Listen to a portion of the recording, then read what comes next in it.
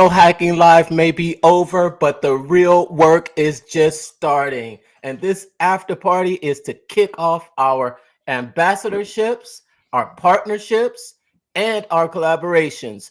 Everyone that will be on the show with us today is open for partnerships and collaborations. There was so much coming out of Funnel Hacking Live that we want to touch on today, and we've got a jam-packed, star-studded, just an amazing lineup of entrepreneurs set to come on today throughout our live to spill the tea. But of course, before we get started, my name is Mark, and I'm the guy behind the Mental Marketer and the private Facebook group Funnel Building 101. I teach the newest art and science of funnel building to help content creators sell other people's stuff. And I'm here today with Brandon here from BKXX Enterprises. Here taking those funnels and getting them set up online properly so you don't miss a lead and you end up lowering that cost of acquisition. So just call me your digital plumber. I'll fix your pipes and get those dollars flowing into your business. No one wants clogged pipes. Or No one leaky wants that. pipes. Or leaky or pipes. or leaky pipes. Oh man, how is your day going so far today, Brandon? Has it been we're a few minutes late. We are a little bit late. I had a little technical issues with microphones and getting all that kind of stuff hooked up because I didn't charge my receiver. So make sure your receivers are charged, right? Secondly, things are good. I sold a loyalty app program this morning to my bowling alley clients. So anybody that goes there now, we're just implementing it. So by Monday or midway through next week, it'll be like live. But anybody goes, visits for a game of bowling, 10 visits, you get a free game of bowling. So I'm going to be working in a pizza deal as well because they sell pizzas, one of the best pizzas in Champaign County, Ohio. You buy X number of pizzas, you'll get a free pizza. So yeah, just looking to drive traffic to the store and bring back those repeat customers so they continue to make more money. So do you hear that? If you're watching from that part of Ohio, make sure you follow them and give us a hashtag down in the comments where you're watching from. If you're watching from Texas, give us a shout out. If you're watching from Ohio, give us a shout out. If you're watching from Australia, California, Michigan, Detroit, North Carolina, South Carolina, California, where is Danny from? Danny's from the UK. Okay. Give us a shout out in the comments. We want to know how many countries we are reaching today. It's crazy because just 7 days ago we were in a room with 7,000 crazy entrepreneurs, and you get back home and it's sort of a lingering feeling that you get, right? It lingers on for a little bit, and a lot of times that's why we're calling this the hangover show. This is the after party, the hangover, because you get back, being an entrepreneur, it's kind of like you see other people online and you kind of connect, but not in a real way that you can connect face to face. And that's what Funnel Hacking Live does. It brings people together and it gives you the ability to really make those connections with like-minded, who think like you, who believe like you. And every time I get around entrepreneurs in those rooms, my vision gets bigger. Did your vision get bigger from the last week, Brandon? Yeah, I mean, I'm a little disappointed. It took 4 years to get really kind of clear on offers and how to make them, but I think finally this time it hit me over the head. And with the advent of the latest software that we'll get into later, like creating and crafting offers is going to be so much easier. And the framework that they gave, give a mouse a cookie. Now, I heard it before. It wasn't the first time I heard that story or that framework and how they pitched it. But just being in the environment and having somebody speak to you live instead of just sitting here looking at a computer screen and watching it, it hits different. And so that's why like live events are so beneficial to attend uh, to really absorb the things that you're learning online. Yeah, yeah, absolutely, absolutely. It gives you sort of I don't know, you come down and it's interesting because I don't know if you've seen the talk around amongst the people that have gone, but I think a lot of people have come down with what they're calling the flu. But Yeah. you know how you spell the flu? No. FHLU. Oh, yeah. Oh, I gotta make it a quick adjustment here. I'm cooking. I don't like it. There we go. Yes, it's called the flu, the FHLU. I thought that was really funny, but there was seriously some people that are really not feeling well because of the event. I would just want to throw a shout out to anybody out there that's not feeling well after being out there. I really hope that you do get well soon. I wasn't one of those persons. I came back. I started working right away. I know you did too. I think you went right away shoveling snow back to the back to Yeah. the usual. As soon as I got out of my car, I had to shovel a path back to it just to make sure that that I can get there again. Yes, yes. So I'm thankful that hey, thanks for watching out there for your for virtuous driven women watching us. Where are you watching from? Give us a shout out. We want to know where everyone's watching from. Um I did not catch the flu. I did not get sick. I've been working all week. I have been just business as usual once I got back. Thank goodness, I've had other technical difficulties with the computer and everything, but um, I've had to work around them. That's great. But let me just make sure to post in here that we are live right now and have things pretty much, you know, and not only that, but still, even though we're a week after, you start to seeing everybody posting all these pictures of things that they saw or people that they met, or speakers that were on stage. That's what we want to do here today. We really want to extend that feeling from at Funnel Hacking Live, right?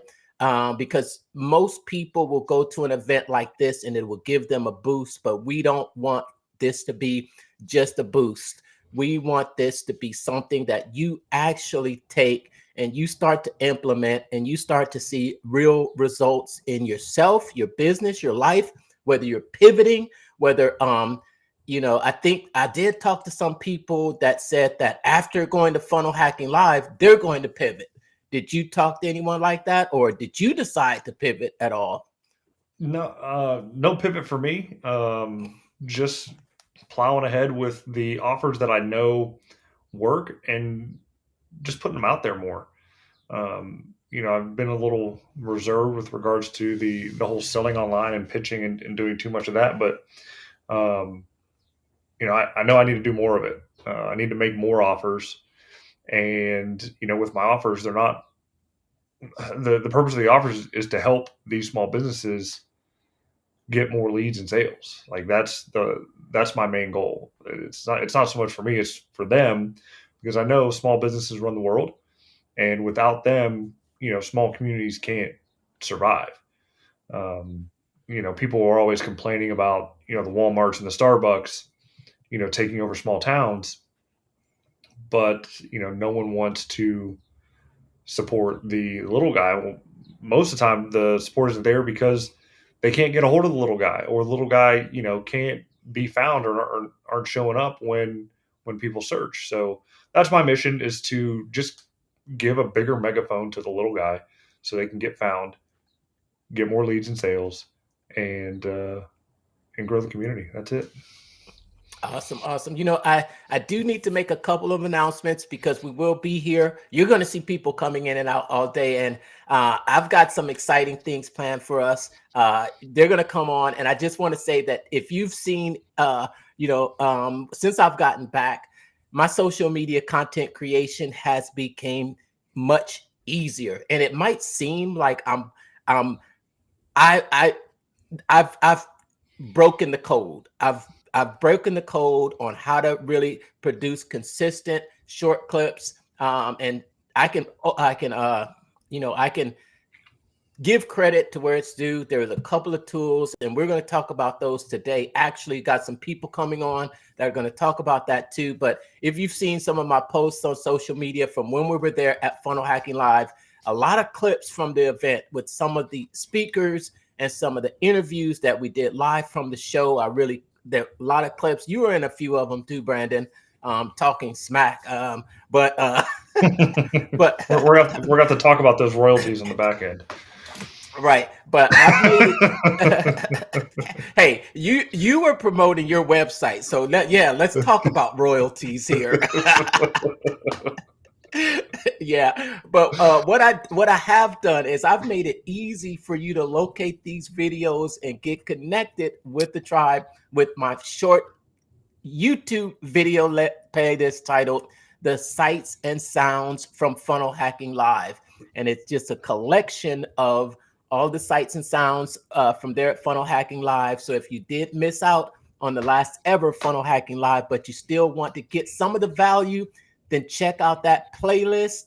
You can find the playlist on my YouTube channel, The Mental Marketer, but you don't really have to because we're going to make it easy for you. As you see right here on my side over there, over on the other side, we're making it easy. And throughout the show, you'll see one QR code posted on the screen, which is the one that you see right here.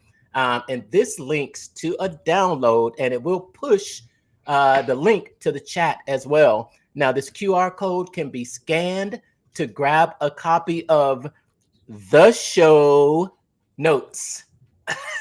You like that, Brandon? I like that. The show notes. Now, the show notes will have an overview and details about all the things that we talk about today, as well as how to get in touch with all of the different guests that we have coming on today, as well as any special offers that they might have put together for you. I've also included some special backstage footage that we won't be airing here today on the live. So you must make sure to scan that QR code to get a copy of the show notes. And just FYI, again, I think we said this on the first time, but it will not be available until after the show. So you can scan it, but it will not be available until after the show. And Brandon, what do you got to say? We got about 20 minutes before our first. I think it might be probably 10 minutes before our first guest shows up. What do you got? I mean, I'm super excited that we're doing this, and I know 4 hours is going to be a long haul. I'm pretty sure I can hang in there the entire time. But to really like kick this thing off, like we got like a I don't know 5-minute deal here that I just pulled up off stage. It popped up in my feed the other day, and I watched it.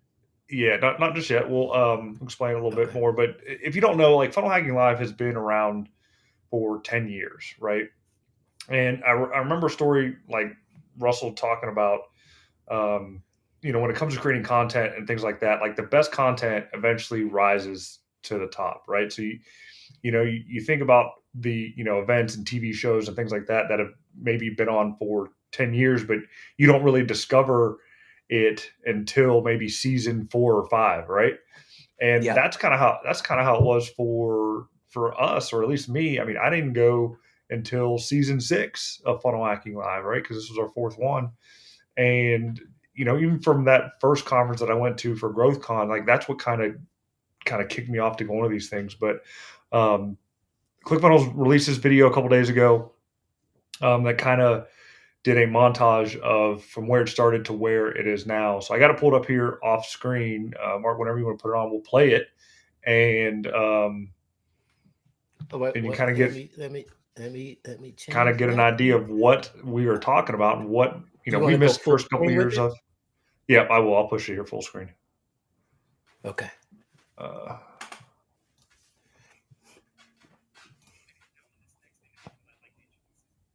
can't. You want to turn up the volume? Can you hear it? Not. You know what? I don't think. Are you sharing that in another screen? Because I am. Hold on. you have to share it. You have to share it in the same window. Okay, hold on. Let me give you a chance to get that set up. All right, let me do that. Okay, all right, we'll get that. We'll wait to get that on. And I just want to throw a shout out there, Pennsylvania. What's up? What's up? Glad to see you, Cheryl. What's up? And yep, it looks like the audience is telling us that we cannot hear it just yet, Brandon. All right, I got it. Just let me know when it's sharing. All right, now we're getting it fixed now. Let's bring it on. All right, there you go. Ladies and gentlemen, this next individual I'd like to introduce is the reason that we are all here this weekend. About 8 months ago, he brought to the marketplace something that we all desperately needed. The ability to make professional-looking sales funnels in a matter of hours as opposed to months. I was really nervous that nobody was going to show up. When we opened the doors, it was packed and we filled the whole room. Since then, ClickFunnels has had over 7,000 members and over 200 people are joining every single day. I remember walking into this event space and I didn't know what it meant, and now I do. I remember coming to my first Funnel Hacking Live with just the dream. And I remember this rumbling that only comes from people who are wild enough to do amazing, crazy things. This is your tribe. These are the people who are here to pull you up and to push you as you go. Our fondest memory is like, man, when that one person said that one thing, it changed my business. I started asking God to start bringing women because men are not the only ones that change the world. And one year we had more women speakers than we had men speakers. I resonated with all of the women that took the stage. And that was the day that I was sitting in my chair and I felt healed. Surround yourself with the dreamers, the doers, the believers, and the thinkers. Most of all, surround yourself with those who see greatness within you even when you don't see it yourself, which is what family's all about. All of a sudden, our doors are getting backed up and backed up and backed up. We got people yelling louder and louder. There's this camaraderie that you can't find anywhere else. It's electrifying. I was scared that I had risked everything. And my husband came up behind me and said, "Keep climbing."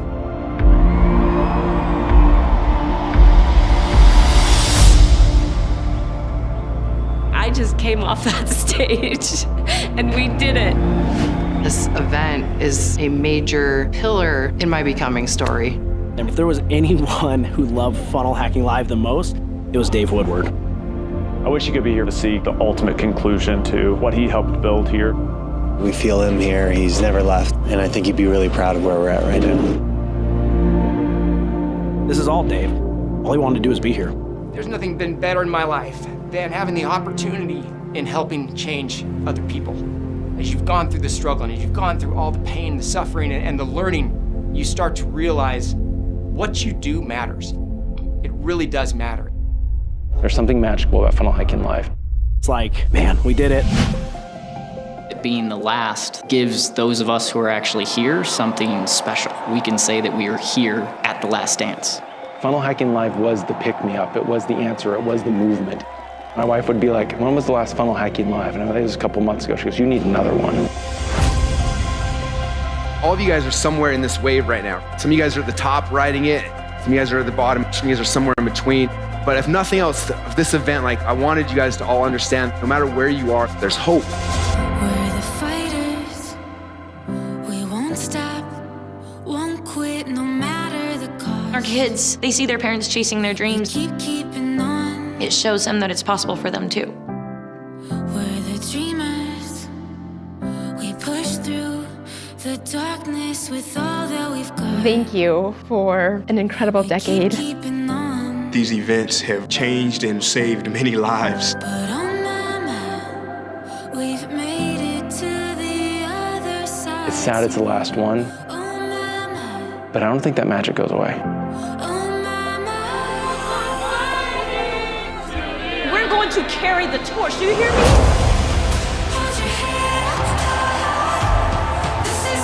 A thing isn't beautiful because it lasts forever. The mission stays the same. It's just gonna look a little different, and that's okay.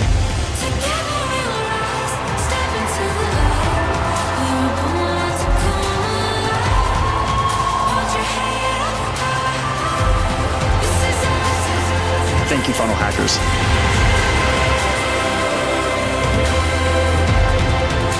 Russell, Todd, thank you. Team, everybody. We wouldn't have our story if you didn't have yours.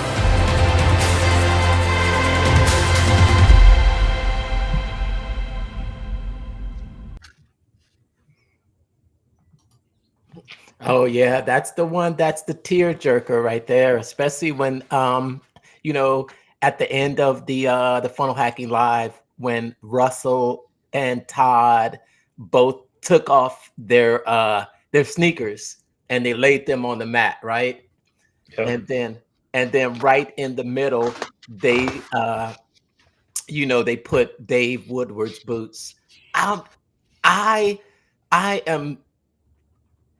never met, I saw Dave Woodward in person, but I remember it was that first funnel hacking live, and I never went up to him and said anything to him and never had a word with him. I wish I had. Did you ever meet him? No, I didn't run into him that first year I went, and then I think the year after that, that's when he started getting sick, so he never went to another one. So nope, didn't get an opportunity. Yeah.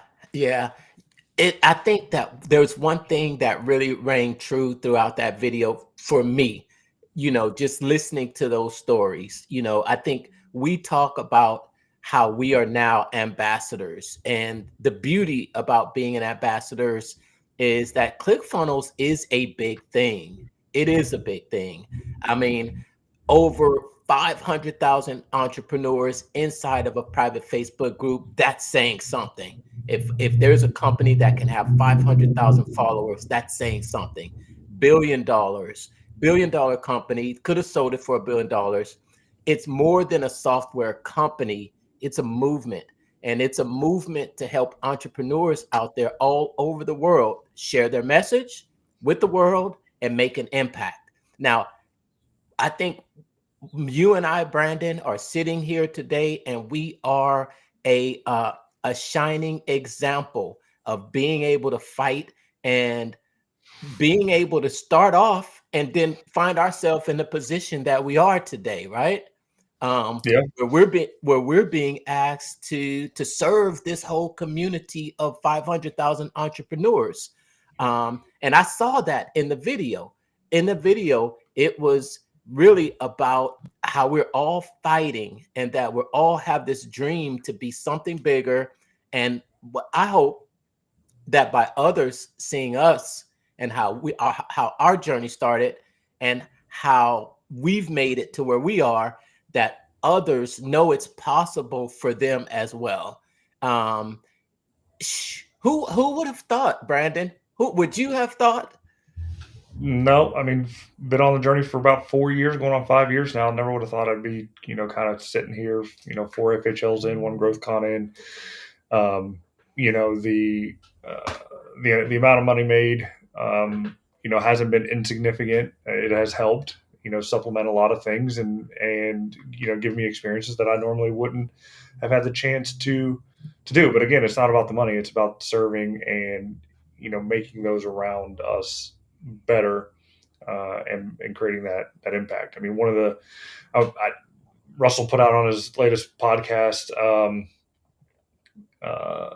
his keynote from the first event, and one of the things he says he couldn't care less if he made a single dollar, using when you go on this journey and you do the thing, the whole purpose and point of his mission is to have an impact, change your state so you can change the states of those around you to make a better world. And then, with that mission, bigger things can happen. Because if you're in it just for the money, you'll never make a dime.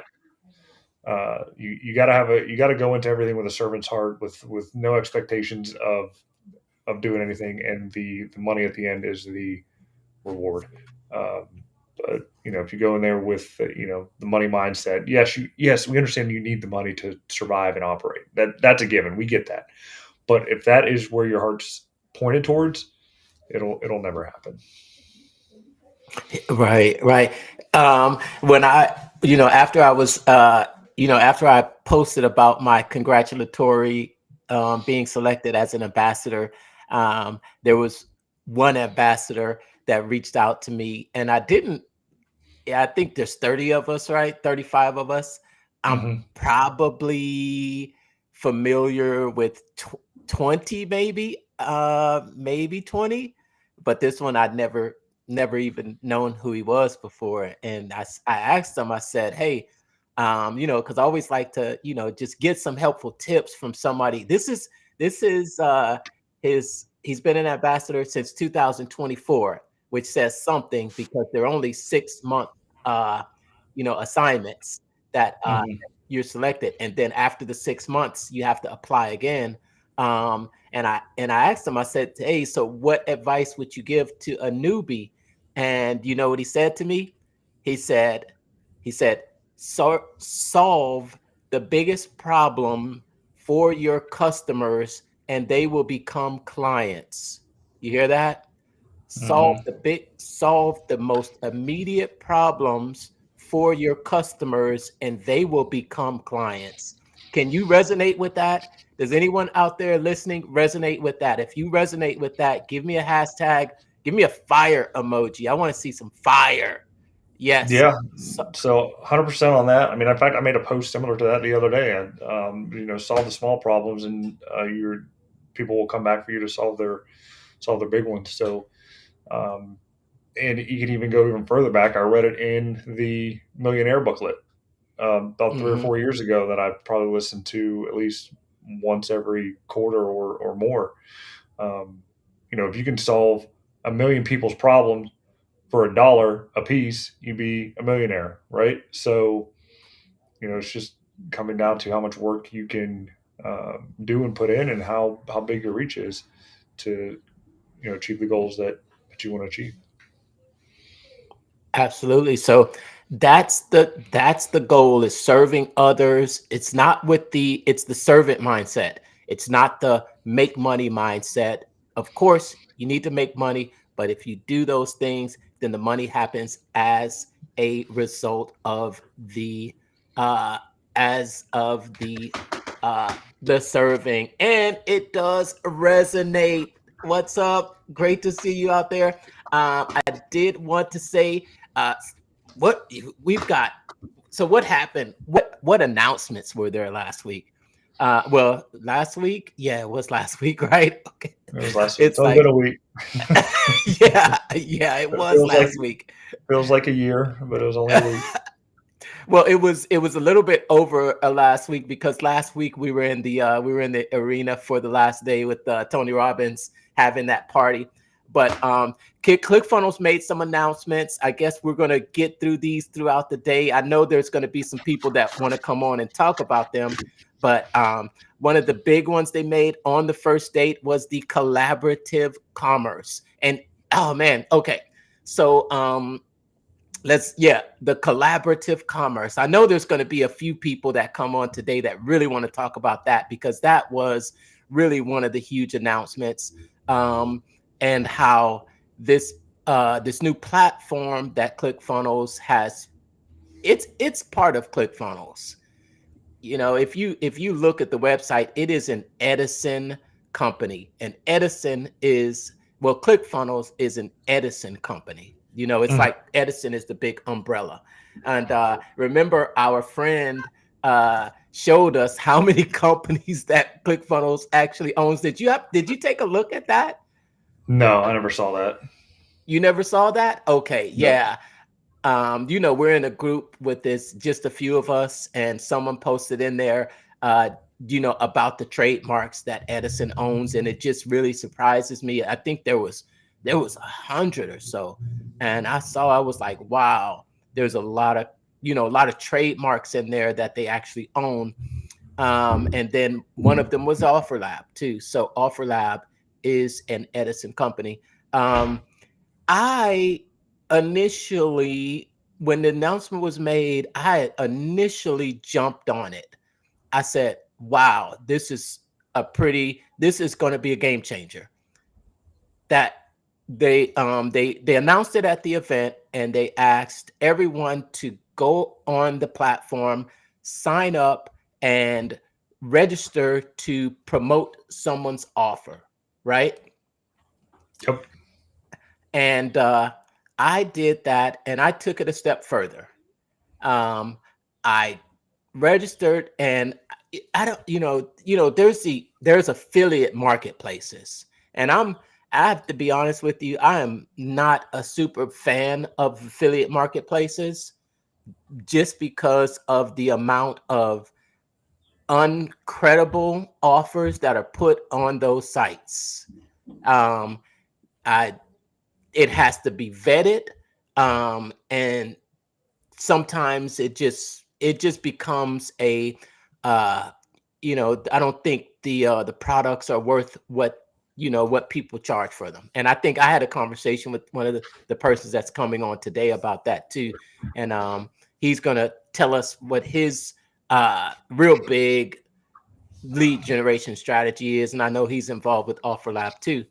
But I found there are three big things that separate OfferLab from the other affiliate marketing arenas. Yeah, there's three things that set it apart, that make it unique, and it's more of a collaboration, and not so much affiliate marketing. Now they had the first a breakout session. Well, they had some breakout sessions there at Funnel Hacking Live, and I know you and I both attended one, right? Yes. I didn't get to the table that I wanted to get to. One, I couldn't find it, and two, the crowds were obviously crazy for the most popular tables, and I get that. But I did end up sitting at a table with a young entrepreneur, and I can't even think of his business right now. No, I'm talking about the breakout sessions in the rooms, the OfferLab. Remember that breakout sessions? That was like those were round tables. You're thinking of Okay, the yeah. round. Yeah, I was You're thinking thinking of you're thinking of the round tables. I'm thinking about the breakout sessions that they had. They had the individual rooms set up where you could go into these individual rooms and learn about specific features of ClickFunnels. That's what it was really about. I think they had breakout sessions where you could learn about the community. You could learn about the affiliate marketing platform. You could learn about the new OfferLab, and they had other breakout sessions, and these were they were kind of throughout the day, right? I thought that was new too. That was new, but I thought it was pretty neat. What did you think? I thought it was neat too. I think they probably could have done a little bit better promoting it and letting people know where to go, when to get there. It was kind of, I wouldn't say glossed over, but it was like, okay, we have these breakout rooms. Here's a list. Kind of do what you want. But I understand why they did it that way now, thinking back on it, because the rooms weren't that big. And for those that were super serious, if they really wanted to go in there, they would have asked and found where they needed to go. So, but I ended up going to the OfferLab one. I did want to go to one of the other ones, but just got squirreled too many times. But Kevin, I believe, is who ran the OfferLab deal, did a fantastic job with it and showed some really neat things within it. I have my OfferLab pulled up. If you want to bring it up on screen, I can share it, and you can get a kind of bird's eye view of what it is. I don't see it. Okay. All right, I just there put we it. go. All right. So, this is pretty much the back end of OfferLab. Right now, if you go to try to sign up, so offerlab.com, you'll be put on a wait list. They had like 5,000 people jump in on this deal. And usually when that happens, things tend to go a little squirrely. So they've, kind of slowed down signups. They kind of learned their mistakes from the launch of 2.0. But everything is live in here. So if there's an offer and you're already in, you want to buy it, and you can buy it, and you can also promote. So this is what your home screen looks like. You can explore your offers. You can see, kind of what's going on here. You see my Reputation Growth Accelerator offer there. So 33 views so far, people kind of checking it out. Offers itself, super simple to create an offer. What I love, though, is how easy it is to make a sales page with it. So this is, I like to call it ClickFunnels Lite. Okay. And with that, that's the I think if you aren't aware of how how it actually works, you can go in and you can actually create an offer and inside of the Offer Lab. And when you create your offer on Offer Lab, you can set it up with a sales page inside of the actual app itself. And that's what Brandon is demonstrating. He's demonstrating how you can set it up in the app itself. You can also, it also offers you also have the ability to bring in offers or products that you're already selling. Can you show them how there's an integration with ClickFunnels? There's an integration with Shopify, and there's also an integration with the integrations that you can actually bring in. So it makes it, that's one of the things that really makes this unique as it's not an affiliate platform. It's a marketplace where creators can come to sell their stuff and then collaborate with other creators to create an irresistible offer. And you show that? Yeah. So you're on the integration screen here with the settings. So basically, what the integrations will allow you to do. So you let's say you've built a you build the offer here in Offer Lab, right? And you have ClickFunnels. You can pull that offer into your ClickFunnels account. So it doesn't push it the other way. It pulls it into your account. So like this is your hub, and ClickFunnels, Square, Shopify, ShipStation, and that other app are your spokes. And you also have webhooks that you'd be able to set up for integrations that aren't currently in here. I have one that I'm working on trying to figure out how to make the webhook work. So if somebody buys my deal, it'll automatically fulfill it. So that's what I'm working on now, and I've reached out to them for a little bit of help with that. You can also add a domain, custom domain to your Offer Lab. I'm trying to figure out how that all works because when I show my offer, it doesn't fall on my domain. It does the Offer Lab deal, but again, these are just little things that are just getting sorted out in the wash, so to speak, to know and understand it. But I mean, it's super neat. You can, let's say you have a physical product, you hook ShipStation up to it, you sell the physical product, pings it over to ShipStation to print your shipping and buy your shipping and all that kind of stuff, and you're good to go. Same thing with Shopify. So if you got a Shopify store, you put your offer in here, it pushes to Shopify for the sale, and then whatever you have integrated there for the sale for your fulfillment does it there. Same thing with Square, and then of course, the app to rule them all, ClickFunnels, to where if you have Shopify or ShipStation integrated into ClickFunnels for a physical product, you sell it, goes to ClickFunnels, triggers ShipStation, and does what it needs to do. So it just depends on how things are set up in your sales chain. Yeah, a little bit of technical details in there that you can get that set up. And I just wanted to make the announcement. We've got our first guest ready to come on in the background. And I think, like I said, we are going to introduce them. Let me see. I think I've got some intro music for them. You know how when you come out on Funnel Hacking Live, the speakers don't just come out on stage. They don't just come out on stage. They get an introduction. So I think that our next guest is worthy of an introduction.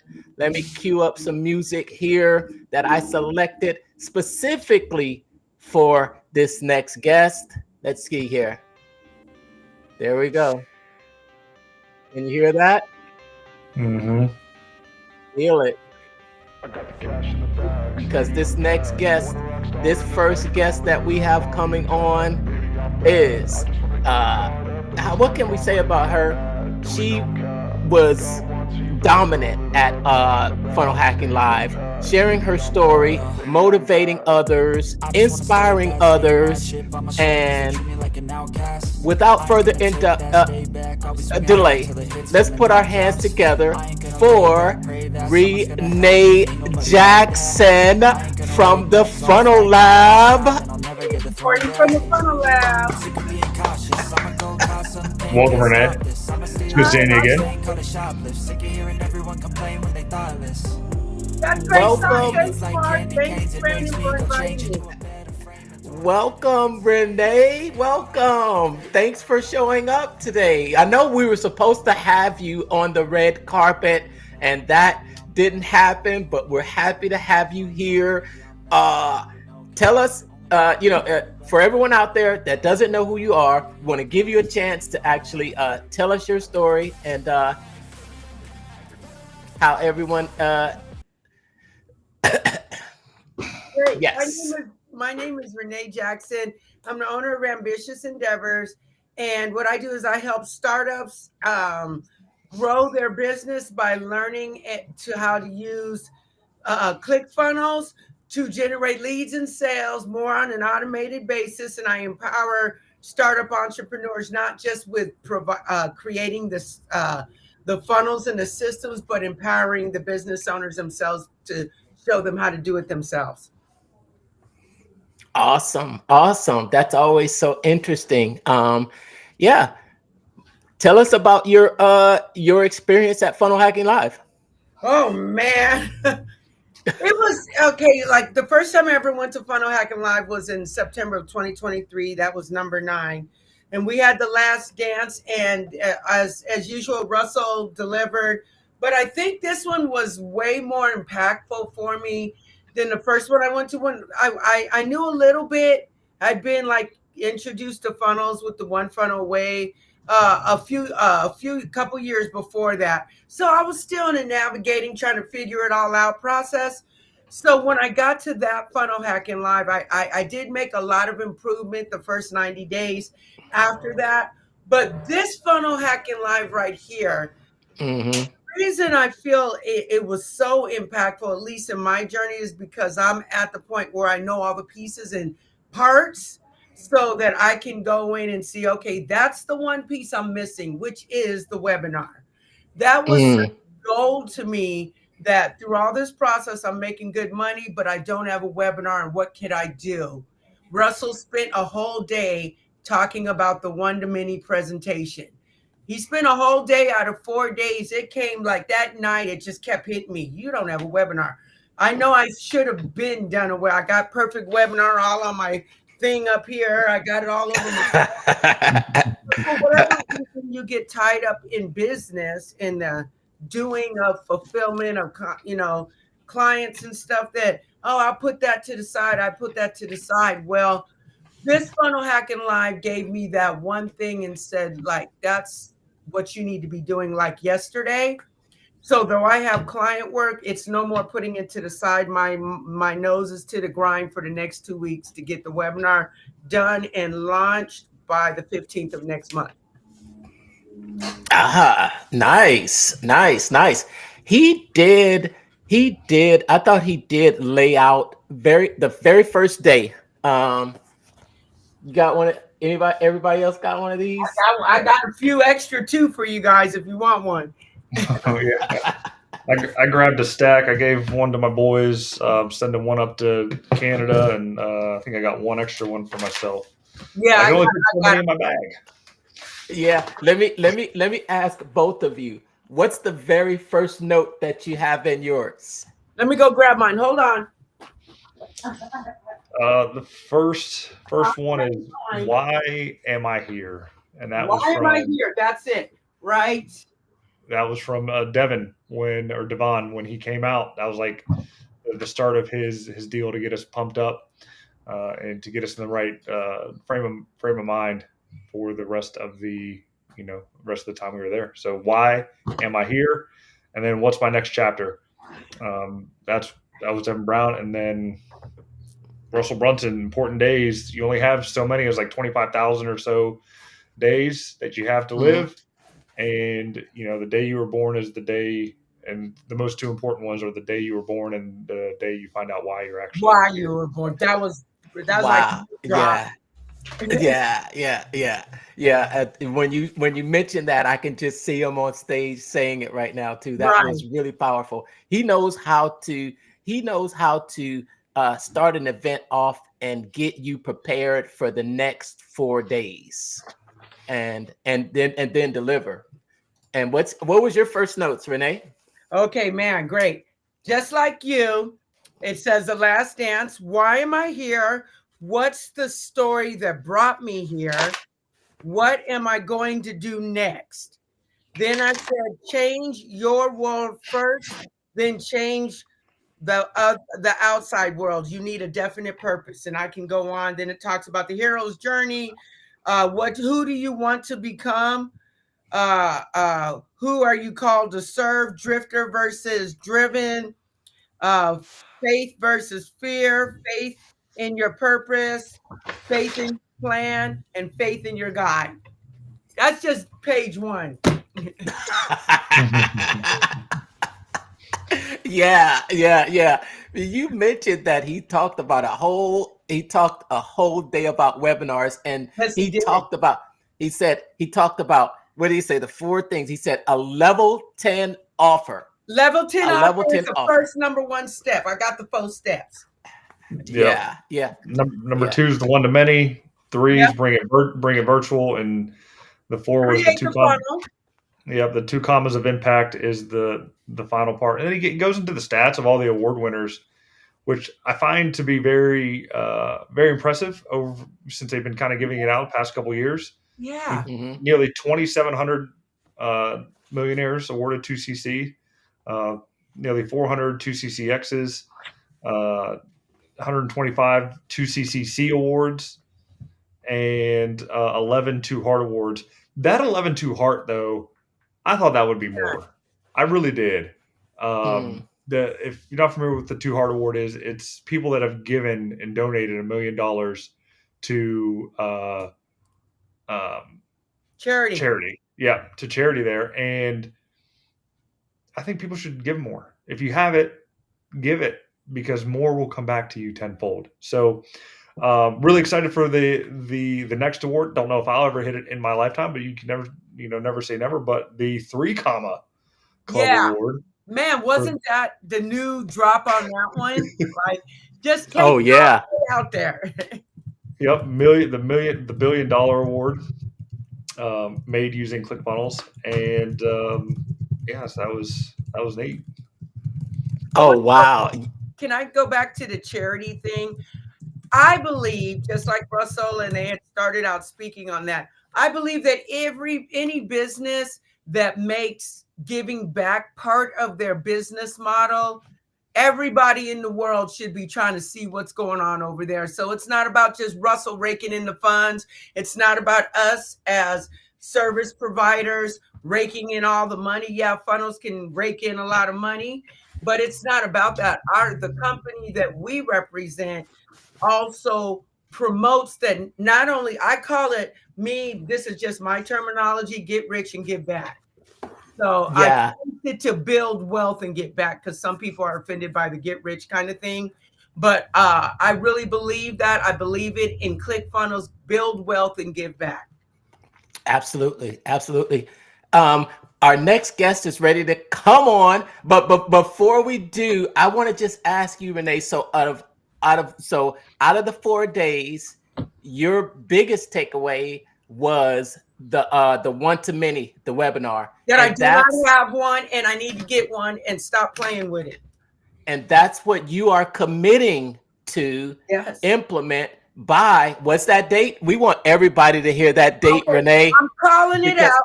I'm calling it out. The launch date is March 29th. The webinar will be done on March 15th because I need a few days to tweak it and stuff. But the launch date is March 29th. That's what I love to hear. Commit, and then let's go for it. Now, everybody listening, we're holding Renee accountable. And what we want you to let everybody know when you're going to launch. As a matter of fact, make sure you scan this QR code, because we're going to have the info on how to actually sign up for Renee's webinar. And March 6th is her date. March 29th. March 29th. I see you. I see you. I see you trying to push me a little. That's awesome. That's awesome, because that's what it's really all about. It's all about us actually pushing each other, holding each other accountable. Yeah. That's necessary. That's necessary. If you weren't at Funnel Hacking Live, then you can't, you do have the opportunity to still connect and collaborate with us. As I said, scan the show notes and you'll find out how to connect with each one of us. And we're going to be moving forward. But now, all right, wait a minute, not ready for you to leave yet. But I've got our next guest. We got to cue up some music for her. We got to cue up some music for her. This is a specially selected song just for her. Let's see. Let's cue it up here.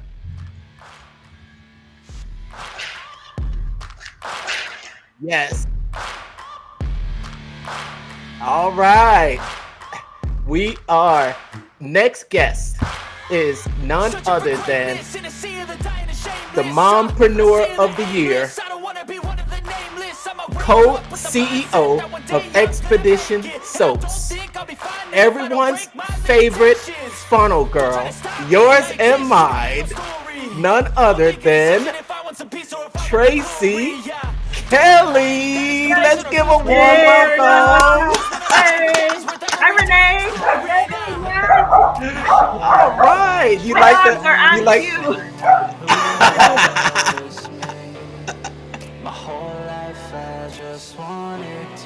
only thing we need is some smoke coming in. Oh, so cute.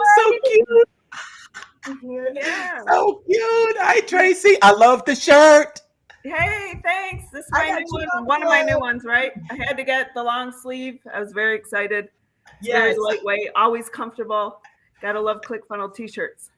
Yeah, ClickFunnels geared up. Yes. Yes, and the new ones. Yes. Great to see you. Yeah. Take a moment to introduce yourself to everyone and let us know who you are, what you do, and your story. Hey guys. Hey, what's up, everyone? Hi, Renee. I'm very happy to meet you. First off, I wanted to meet you at FHL. Once I saw you in passing, and we're both busy going the opposite directions, and so I'm glad to be here with you. Thank you. Everyone, my name's Tracy Kelly, and I started my entrepreneurial journey. Well, honestly, long ago, I used to like buy and resell Beanie Babies when that was a big deal. And the internet was just dial-up, and that was all a new thing. But fast forward to about 9 years ago, and my son had his bike stolen, and he was just out of 9th grade. He and his friend rode up to McDonald's and put the bikes out front of the big picture window, ran in and got their lunch, figuring we'll just come out and sit by our bikes and everything will be good. But during that brief moment, bikes were stolen. Wow. So it's actually his dad's bike. Anyways, long story, we figured it was a great time. He's out in 9th grade, like, hey, he could go get a job. And, Dad made a deal with him. I'll buy you a new bike. You can pay me back by the end of summer. So during that time, my son Spencer, hadn't read like Think and Grow Rich and all that, decided that he was gonna start a business and like make money. Like he was trying to figure out how to make money. Long story short, that turned into Expedition Soaps, and here we are almost 9 years later. And now he has since sold a year ago the company to my other son Grant, who is a Funnel Hacking Live attendee for the past 4 years as well. And Yes. so Grant's taken over the business. And so Mark, a little while ago, you asked a question about what resonates with all of us. And that is like, I forget totally, but it was about getting the help to move forward and like having people in place. And that's something excited that my son's just decided to do. He's hiring someone to help with the social media marketing aspect to grow. And sometimes what we learn in ClickFunnels, it's about stepping forward in faith and, investing in yourself and in your business, and feeling totally scared to put that amount of money out there, but doing it anyways, and just seeing if it can help change the world. So, Awesome. yeah, I'm glad to be here, guys. Thanks. Glad to have you. Thanks for coming on, Tracy. Thanks for just doing it.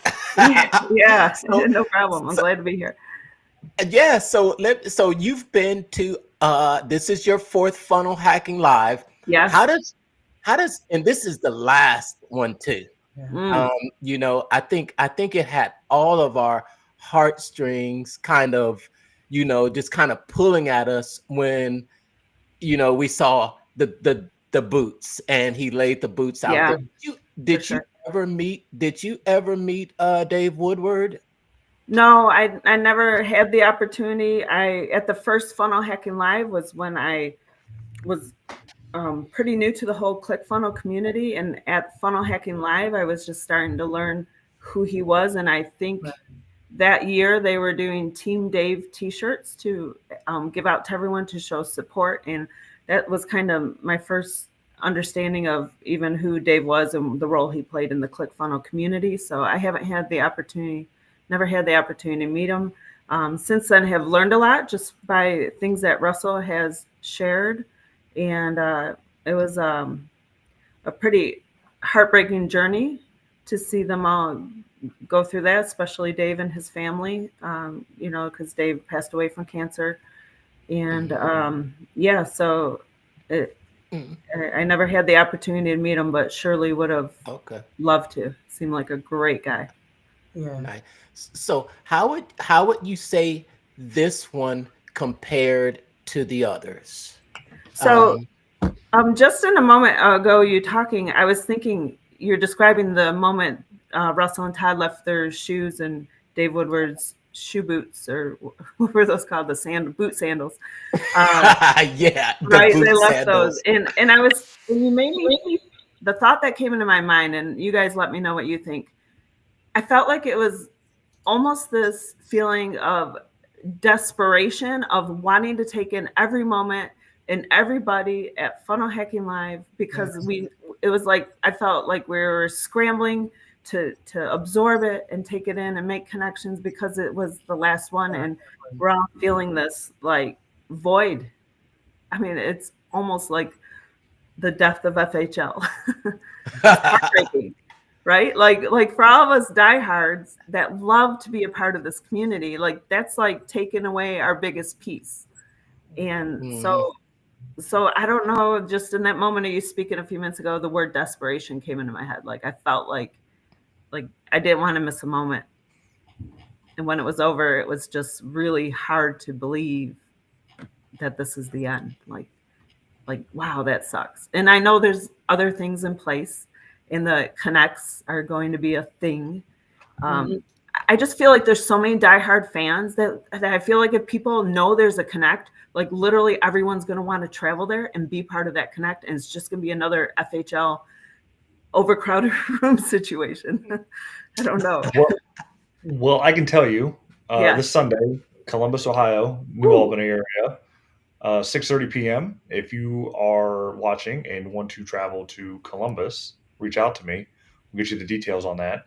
and don't really know what the agenda is, but we will just be hanging out, talking FHL and funnels and everything surrounding that. Brandon, is that this weekend, like tomorrow?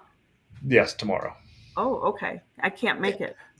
I would highly consider it, though. Need a little more warning. Yeah. So tell us a little bit more about what you know, Brandon, about how these events, because I know, well, Brandon is not going to. They want to strictly keep this under control. Right. Yes. And not have random meetups just popping up everywhere. So I think did you get the info, Renee, from the inside the group about yes, the video, yes, I did. Yeah, they'll be offering people the opportunity to set up these local events. That means you too, Tracy.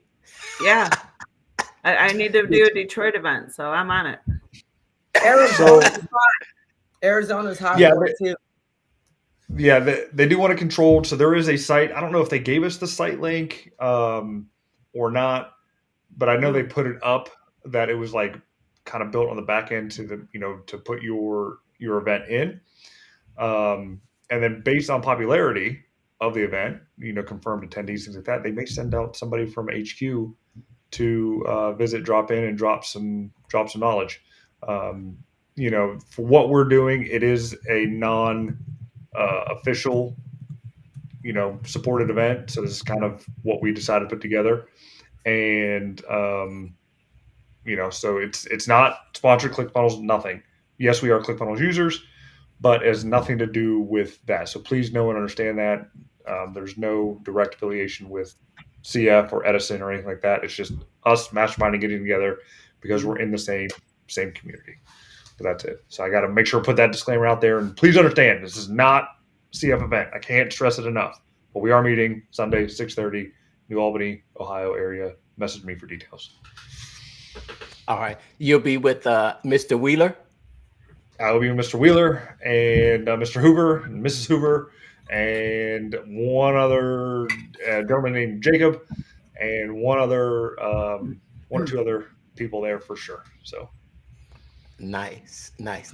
Now, we were just a minute ago talking about the four levels that Russell brought out in this one. And before it gets a little more crowded in here, I want to get from you, Tracy. I think Renee said that she found the one-to-many, which was she's going to have her webinar set up, and she committed to a date. Love it. I'm just going to tell you that what really hit me the most was the level 10 offer. I'm just going to, the level 10 offer. And I've been, I've done webinars before. I've done it. I've got a lot of material to do the webinars. I'm going to be putting one up together consistently. It's that level 10 offer. And that's, what that was the most impactful thing for me throughout the 4 days. And if we're committing, I commit to have an offer up on OfferLab by its launch date, which is March the 6th. It hasn't even launched to the general public yet. It's still in pre-launch beta. So that's my commitment. And for you, Tracy, what was your biggest takeaway and what's your commitment? All right. So my biggest takeaway, there were a lot of them, obviously. But Prince AE said, if you kind of want something, you kind of get a result. And I was like, boom, profound. I've spent this last year like really torn between two directions, and that put me in that kind of phase. So moving forward, I left very empowered and excited, like Renee, to doing webinars. I'm like, I just got to do these things like every week. Just get on there, just do it. So that's kind of where I'm at. I've been planning my calendar and planning my webinar, working on the slides and getting that put together. So I was looking at the end of March as my first kickoff. And if I can get it done sooner, I want to just go sooner. And I literally want to be on these like weekly and just do it and then just see what happens. So that's where I'm at. My goal date is end of March and sooner if possible. And it might be possible because I might just do it. I'm kind of all about like the imperfect action, just start, just be messy, just do it. That's where I'm at. And knowing that it'll get better. Yes. Just keep doing them. And then one day you'll be as great as Russell was when he took that almost impossible and made that perfect webinar for her absolutely on stage. That was incredible. Yeah, that was incredible. He did a great job embellishing, and I hope she uses it. I mean, he was fantastic. Off the top of his dome, just kept hitting me. I was like, this man could take anything. He struggled at first, but I knew he was gonna come out with it. But off the top of his dome, I was just like, what is going on? The doggy matchmaking, I was like, oh, this guy's on it. He's a master. It gave me a lot of insight. I was sad that I didn't like sit there and record the entire thing because actually it was a great learning opportunity. Me too. Oh, I don't know if you saw us on Wednesday on our live show, but we had David, another fellow funnel hacker that I met. He recorded it. Yeah, I want access to it. Gotta share. Yes, and I'm hoping that it potentially comes out on the replay. Because it was masterful. I think we were sitting there and we were just laughing. Oh yeah, I didn't record it. Yes, we've got ready to do Philly. All right. Oh, there we go. We got someone ready. We got someone that's ready to go out there and host a Connect event. Gotta do it. There you go. Yes. This is getting exciting, right? Yeah, no, But all these local events. I mean, Russell's kind of going back to Kennedy principle of grassroots. Give it to, pass the baton off to the people to do what you want them to do. Right. Get the grassroots going, and build that excitement up, because I do have a feeling that FHL will be back. Like, there is going to be another live event. It's just going to take a couple years, and if you paid attention, if you were there, and if you watched the replay and you paid attention to, I think it was maybe second to last keynote, where he talked about arenas and events and why why there's not going to be another FHL. He talked about a particular event in New York City that he went to. He just thought, wow, how cool would it be to fill that place up? I was like, I see where you're going with this. Madison. Yeah, Madison Square Garden, MSG. So fingers crossed that he's able to build that movement momentum up to fill that. But I like what he's doing with his own personal deal out west there in Boise, with his own event center and library and things like that. I think it's going to be really cool and a really good tribute for entrepreneurs in the future and leaving that lasting legacy. My son bought the virtual access for 3 years. Oh, that was a $1,300. That was like a $1,300 offer. 15, right? 1,500. That's awesome. So I'll let you guys know if none of you did. I'll let you know like how it's moving along and who's there. It'll be interesting. Cool. So let me ask you all: bigger event or about the same size? Same. I liked it that size. I liked it. Yeah. Brandon? I thought it was about the same. It did have a different feeling than the past 3 that I went to. I really couldn't put a thumb on it. Maybe because they knew it was kind of the last one, and they had a little bit of emotional sadness to them, and you can kind of feel it coming out. But I mean, overall, I thought it was good. I got out of it what I needed to get out of it. Me too. So, money well spent. Right.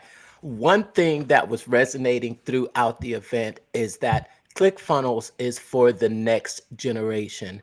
And everything that is happening, all the features that are being built, it's built for the long term.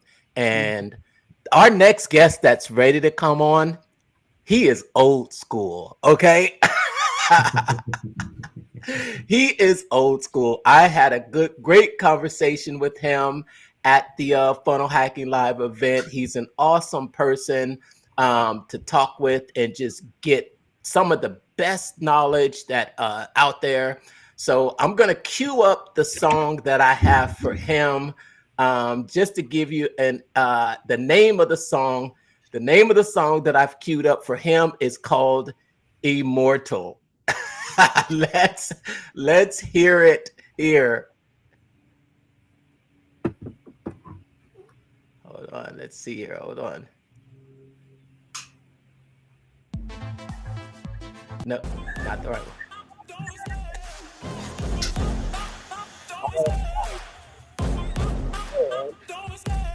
Our next guest coming on. I love the chase and the hunt, and I set the pace when I'm running. I always take Let's what I see want, here. and I always give it 100. Don't need a bank, no I'm funded. Play Next the person game like coming it's nothing. online. I'm He's been in the always online thankful for marketing something. game Don't for a take long granted, stay time. humble. Now wake Old up. school.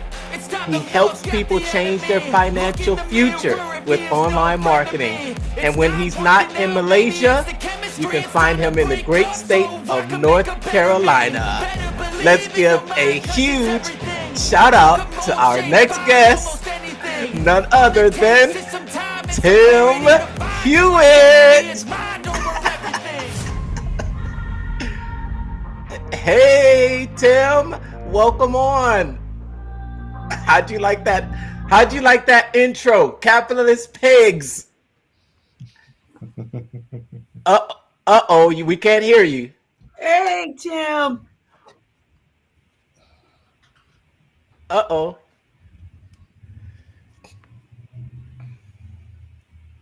Switch to that one. How we doing there? There we go. Okay, there we go. There we go. Yeah, so I ran into Stephen J. Larson, of course, at the event. Stephen says, "Hey, how come you're not wearing my T-shirt?" So here you go, Stephen. How'd you like that intro? I loved it. Yeah, immortal. Yes. Yeah, that's another word for old. I know. Never scared. There's no such thing as old. You're just wise, and That's we right. love. That's right. I keep telling my kids that, and when my oldest son turned 30 a few years ago, and he said, "Dad, you were really a lot smarter than I thought you were when you were 30." Yeah. Just the way it worked out. Yeah. Hey, I've been listening to your comments on FHL, and I agree with all of them. I'll tell you what, an incredible event. It is not the last live event, obviously. If we go to Madison Square Garden with an event, that would be a little bit insane. Yes. But, Russell, you can't put anything beyond him. The local meetups, I think, are going to be a real interesting approach, particularly if people organize them through, communicate as they're supposed to with ClickFunnels team and get support and swag and potential drop-ins from some of the ClickFunnels guys. I'm getting pressure to hold one here in Charlotte. I might have to try to pull one off in March. In April, I'll be back in Southeast Asia for 3 months. I'm going to go do some workshops there. I'm teaching people in Asia how to do online marketing. It's absolutely a calling. I made a little bit of a pivot at FHL this year. Prime Mover had been put up a couple of times in front of me as an opportunity, and I passed on it twice in the last 18 months. And this time, I guess Russell just got to me. Third time's a charm. Third time's a charm. I mean, he included 2 additional trainings and lifetime access. And oh, by the way, Tim, get in it now because you need to. So I did.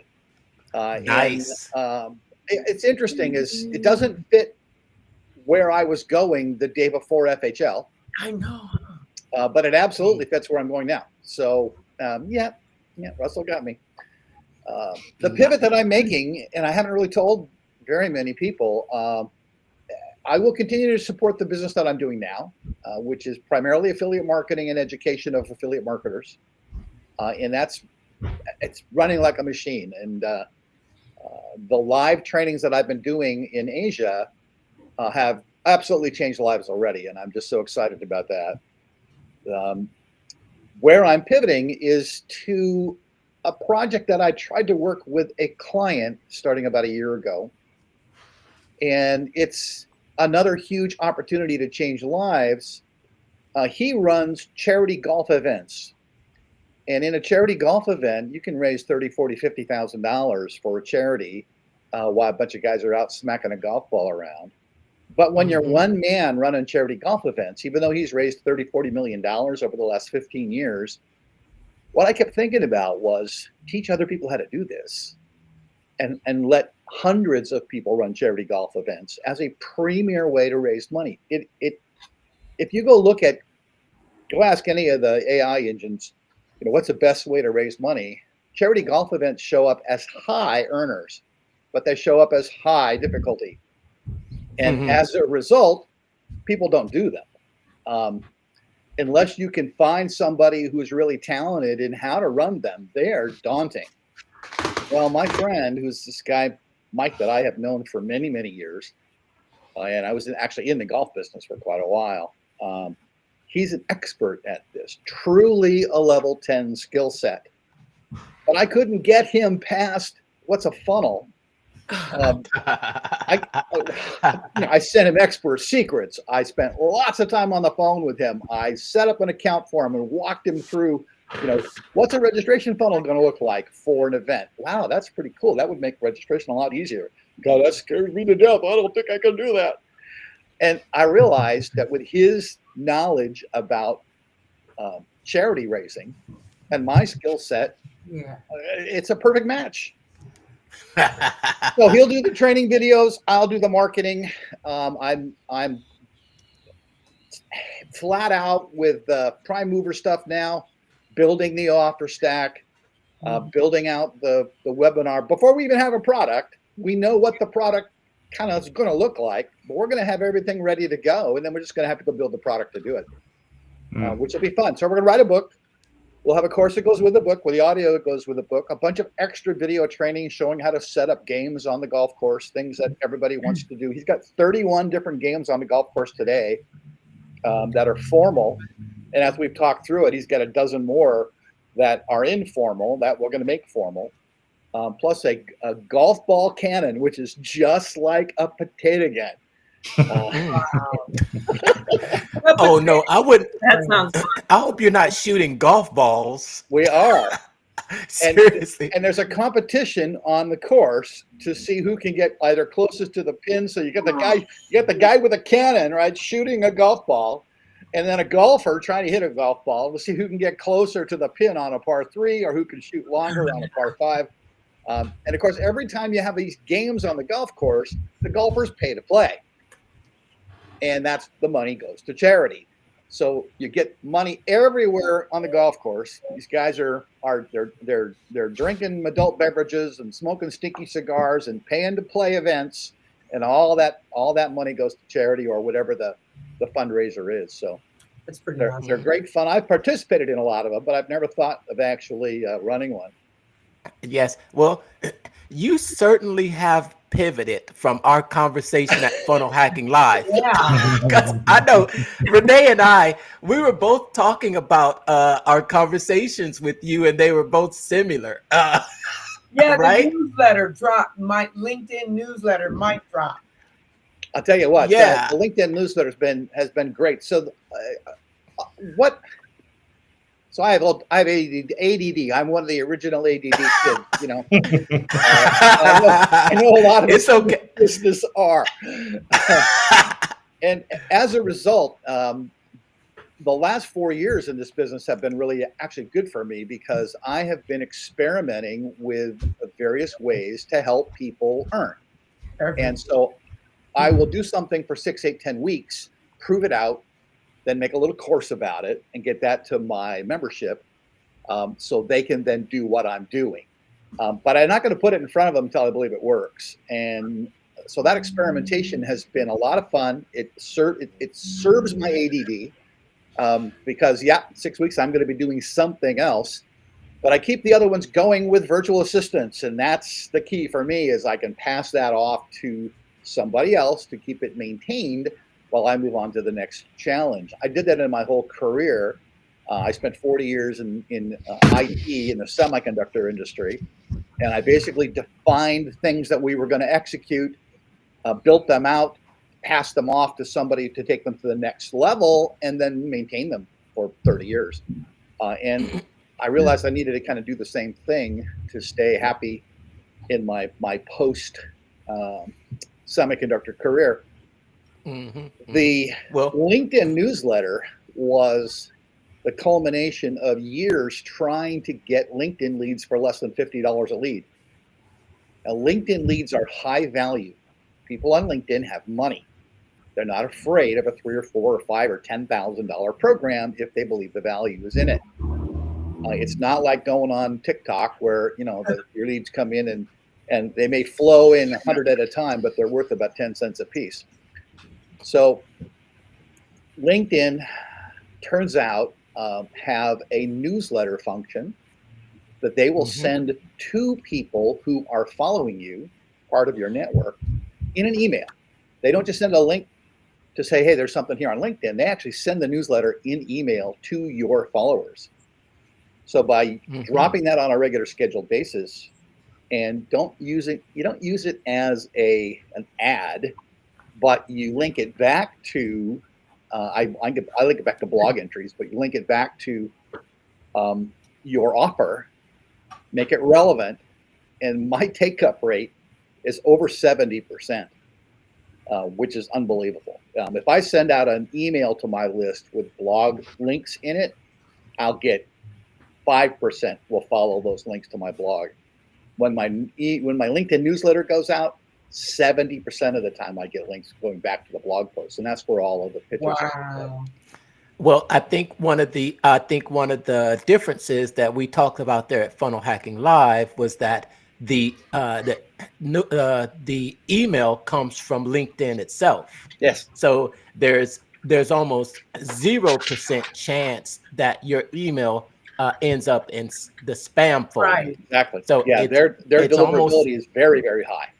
It's almost a guaranteed deliverability when you use LinkedIn newsletters. I'm glad you're sharing this with our audience, Tim, because this is good. What do you think, Tracy?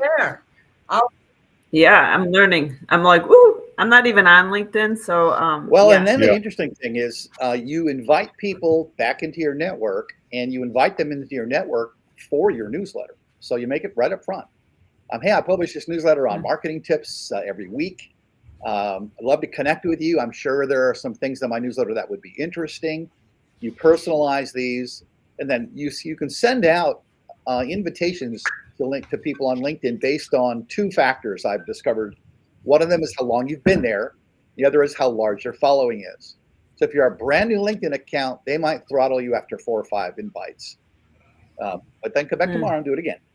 And then they'll come back tomorrow and they'll just tell you, now you've sent the maximum amount. I've been there a long time. I have about 800 people on my network. So the first day I started sending invites, I stopped at 150 because I got tired of doing it. Now I'm training one of my VAs in how to do that. And it's an interesting process because I have a template, but I don't want to just fire the template out. So the job is look at the person, and she's going through my connections to second and third levels. Look at the person, what do they do, personalize it, and then feed the whole thing through prompt so that everyone is unique. and you run that through an AI prompt. We're using Jasper, but you can do it on chat as well. And it will come back with a unique message for that person based on the header that you added, the message you're giving them. And so LinkedIn doesn't feel like you are just spamming people with exactly the same invite. And it's coming with a little personalization, which is why I stopped at 150 when I did it myself. It takes a little more effort, but it's not. Awesome. It's something a smart virtual assistant can do easily. Yes. Awesome. So the other thing, that kind of a side spin-off of my trip to Asia this time, is it looks like I'm going to actually own a virtual assistant company in the Philippines. They're struggling a little bit, and so I'm going to buy them, help out the owner, and turn that business around while I'm out there, which is a little bit insane. So when are you heading out there? 1st of April. Okay. And so my fiance's number 2 son is getting married in Malaysia, so I'll be there for that, and then we'll go to Singapore and the Philippines while I'm out there. Okay. Well, maybe you can share your VA company with us. I will. Once we get that little turned around. Right now, I wouldn't want to do it because you wouldn't be happy with the service. But yeah, we're going to actually have some VA introductory offers, which will be advertising the heck out of when we come back. There are 400 people in the company, and we're cutting that back to about 200. And then I want to grow that back to 400 as quickly as we can put them through training. So we will have highly trained, very efficient VAs out of the Philippines who, I tell you what, $20 a day changes lives there. Yeah. It's really something that I want more people to understand so that they can take advantage of it in their business, and they can make a huge change in someone's life. I like that. Amazing. Yeah. Any questions for Tim? I like that LinkedIn. So you guys were talking about OfferLab. Yeah. What's your take on it? Because I know we were both in the session together, and you had some words. I always have words, man. I know you do. I love it. Us again, Tim. I am not short of. They just pour into the top of my head and they fall out. So sometimes they're pretty stupid, but I always got words. Oh yeah, that's what I love about you. Yeah, I never.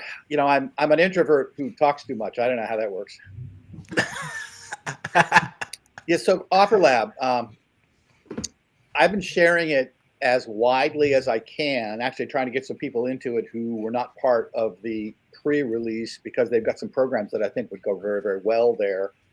OfferLab, I think, is going to change the game for affiliates, even though they want to talk about it in the context of collaboration. It's going to change the game for affiliates. Part of the real challenge as an affiliate marketer, and again, I've been heavily in affiliate marketing for the last 4 years, is I can't combine multiple offers and put them in front of a customer smoothly. Yeah, I agree. Go to that link and go sign up on his page, and go to that link and sign up on his page. Yeah, that's what I was trying to figure out. How do you seamlessly do that? That's right. Difficult. Where you can bundle several affiliate marketing, several different offers together, like Traffic Secrets book, another course, and then it's all in one funnel. Exactly.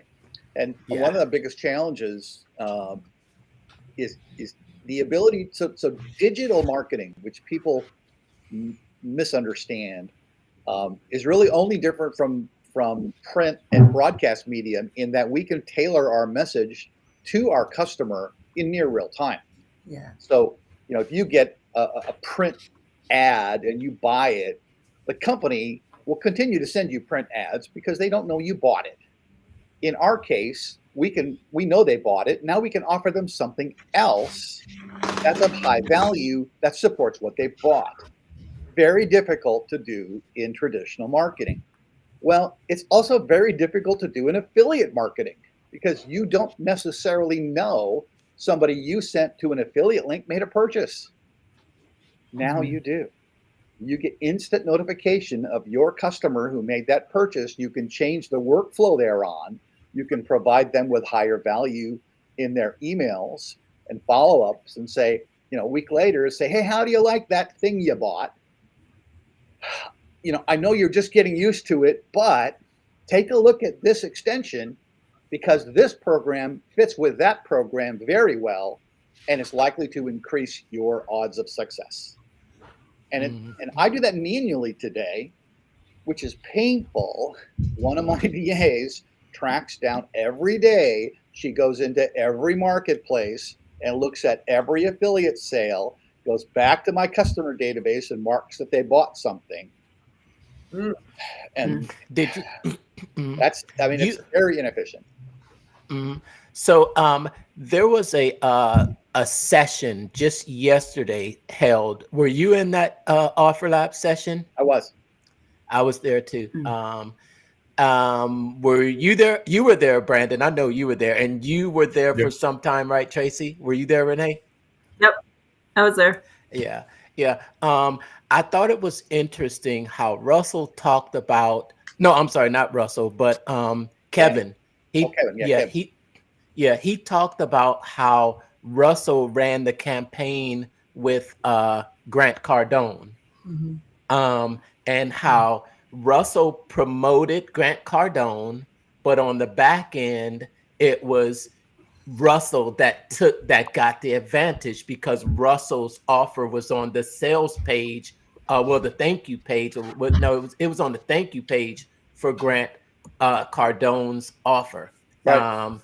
And that was a really interesting concept to me, as far as how I think Kevin expressed. That's how he wanted people to actually look at it. That's the idea that I got from the whole session, is that they're wanting to frame it so that it's not considered affiliate marketing, and that's I think you touched on that too, right? Yeah, that's absolutely what Kevin was talking about, and that was the whole collaboration mindset, and that is, I have a product, you have a product. Look at how well they go together. Let's collaborate.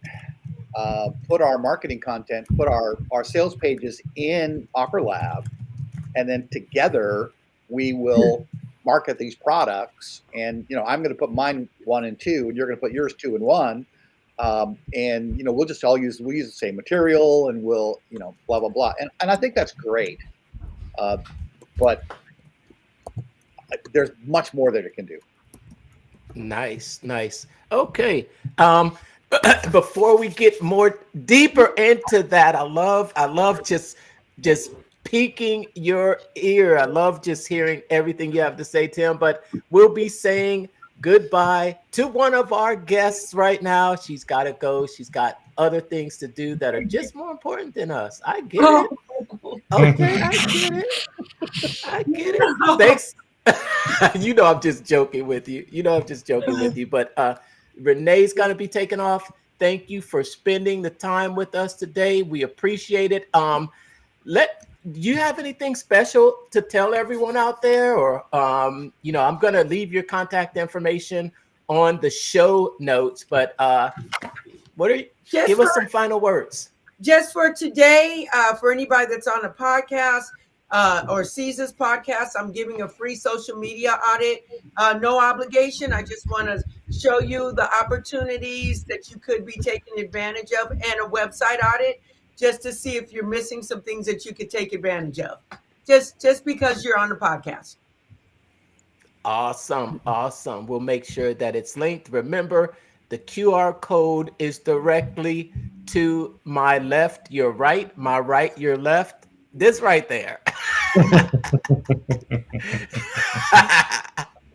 Scan that QR code to grab a copy of the show notes and stay in touch with Renee Jackson. All right. Thanks so much, Tracy. I'll talk to you later. Sounds great, Renee. And remember that song? There you go, Renee. Yeah. Born a rock star. Yeah, be me. Reporting from the Funnel Lab. Bye-bye. Later. Bye. All right, let me grab that there. All right, cool, awesome. Yeah. What now? Do you have an offer up there on OfferLab already? What about you, Tracy? What are your thoughts about OfferLab, Tracy? I want to hear your thoughts. Because I know you were there So too. I'm super excited about the amount of time and efficiency it adds to our capabilities of being able to like have back end offers and to profit off it a little, but yet not have to sit there and like design the entire thing and like go somewhere else where we really need to be focused on our business, not over there. So I love the idea of it. I am going to bring my course into OfferLab very soon. I literally just need the time to sit down and like connect it to the ClickFunnels 2.0 or 2.0 and to figure out how to do it. So I'm all excited. I'm all over it. And I'm going to be sharing how I'm doing that inside of your Funnel Grow group. So if anyone out there wants to join along and see how I'm doing it, you're welcome to come into there too, showing kind of behind the scenes. But yeah, I'm just getting into it. It's a great place for me to start, like you all are. But I'm excited to add my course into there. I'm excited to see if other people feel like they could take it and use it. I don't know. It's a very niche. It's in the special needs community, education community, helping parents with IEP. So it's very. I think the niche courses niche, are going to actually do quite well there. It'll give you exposure to other people that you would not normally get. Yeah. I created something very unique and helpful, and I'm hoping that by putting it into OfferLab, like maybe someone will say, "Wow, that's such a great fit for. I could use that and be happy to share it." So I'm kind of curious, like to see if it'll go anywhere. It might. Nobody might not, in that community. They might be on more social media or like marketing focused. So I'm just going to try it and see. I have a suggestion for you. So they're going to be adding categories here very shortly, and I suspect they are working on what those should be right now. I'd get ahead of that. Send mail to Kevin and tell him what you're doing and what category you'd like it to be in. And I think that'll help. If we don't give them that kind of feedback, they're going to end up with some generic categories, and it could be buried down into lifestyle or something. Yeah, that's a great idea. I felt like on the live, was it yesterday with Kevin or the other day? He asked us like, hey, write down what category you're in the comments. And I felt like that's exactly what he wanted, that information. I feel like the whole thing was just to get that information. Oh, sure.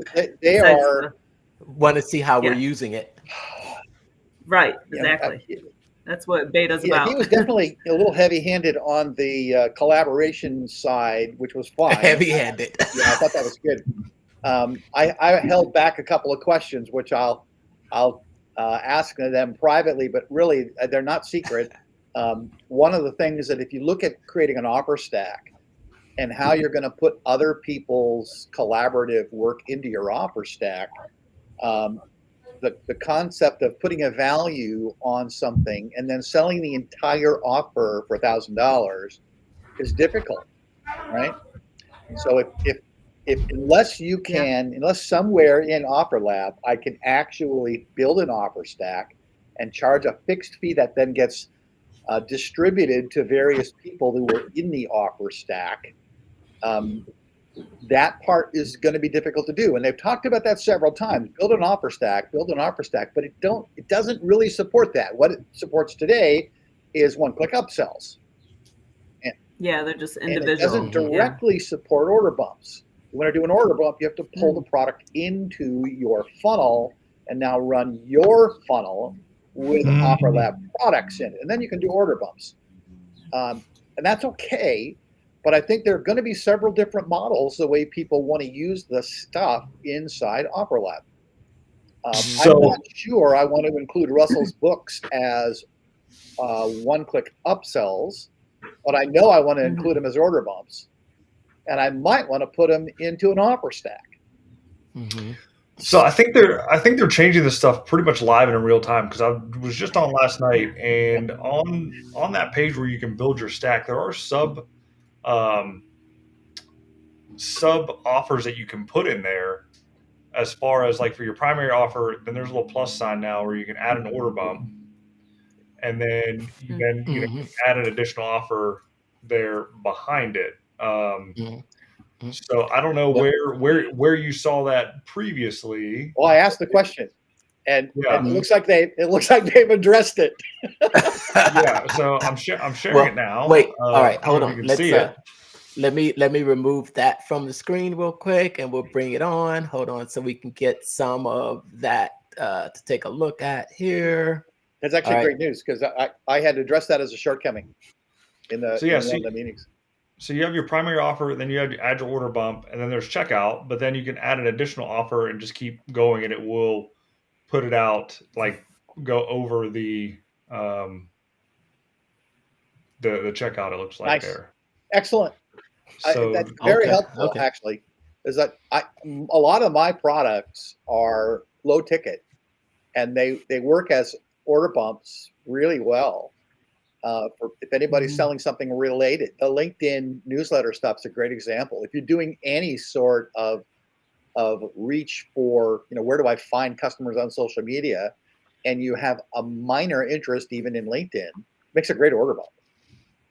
The only thing that it doesn't that it's not doing right, and I think I have a message out to their bug deal. My pricing the price. This is the most expensive tier of the pricing. It says from $797 instead of the lower end $197 on where my offer starts. So they got to kind of fix that on that end, but I'm sure that's an easy fix. But I love the sales page. Like there is. Hold on, let me refresh this here. Well, if you stick with us, we've got a couple people coming on that have offers up, and we're in on the pre-launch, and their sales pages, you'll get a look at their sales pages, and their sales pages are almost as if they could be standalone sales pages built inside of that editor. They are very, very good looking. Nice, very nice, very nice. That looks great. They're very, very succinct. There's only like 4 or 5 sections to build out, and like you're done. I think I started it at the event. Like when I went into the breakout session, I was like, might as well just get started now. I'm in the room sitting with the guy. If there's an issue, there's a question, like, hey, I'm doing this right now, and this is the problem, right? So I didn't really run into anything there, but as soon as I got back from FHL on Sunday, that evening, I finalized the offer, how I was doing it. Then it was done. I looked at it. I was like, nope, I can do tiers. Let me tier price it. And that way, you can at least get the middle tier because no one wants the low thing. High thing might be too expensive. They'll go right there, happy middle, and then you get more sales that way. So, So there's some real value in putting a low tier offer that no one's going to take. There's some real value in doing that. It's interesting. The one customer that I was working with about 6 months ago has the same exact format, and she didn't want a low tier offer at all. And I said, well, let's just A/B test it, just split test it.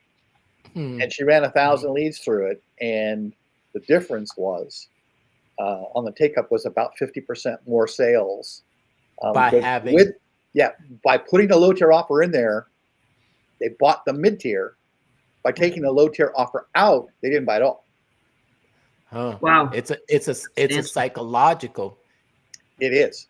Yeah, it's psychological. It's big psychological, I think. And she sold a few of the low tiers, and then they upsold themselves later on, which was even, that follow-up email sequence. Yeah. Hey, here's the 10 things you missed.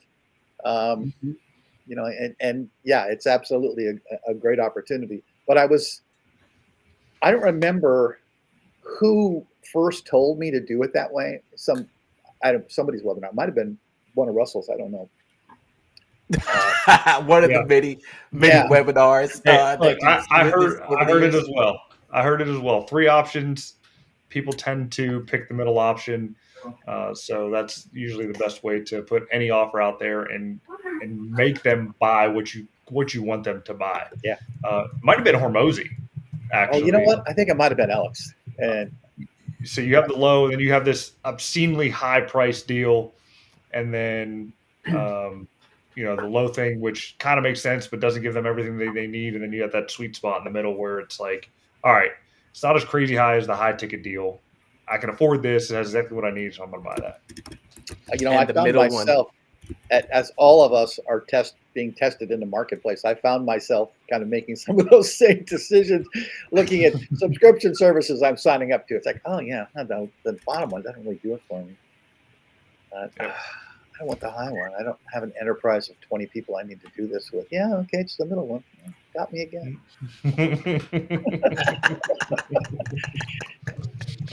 All right. Now, we've got another guest waiting in the wings, but before we get to that guest, we're gonna have to say goodbye.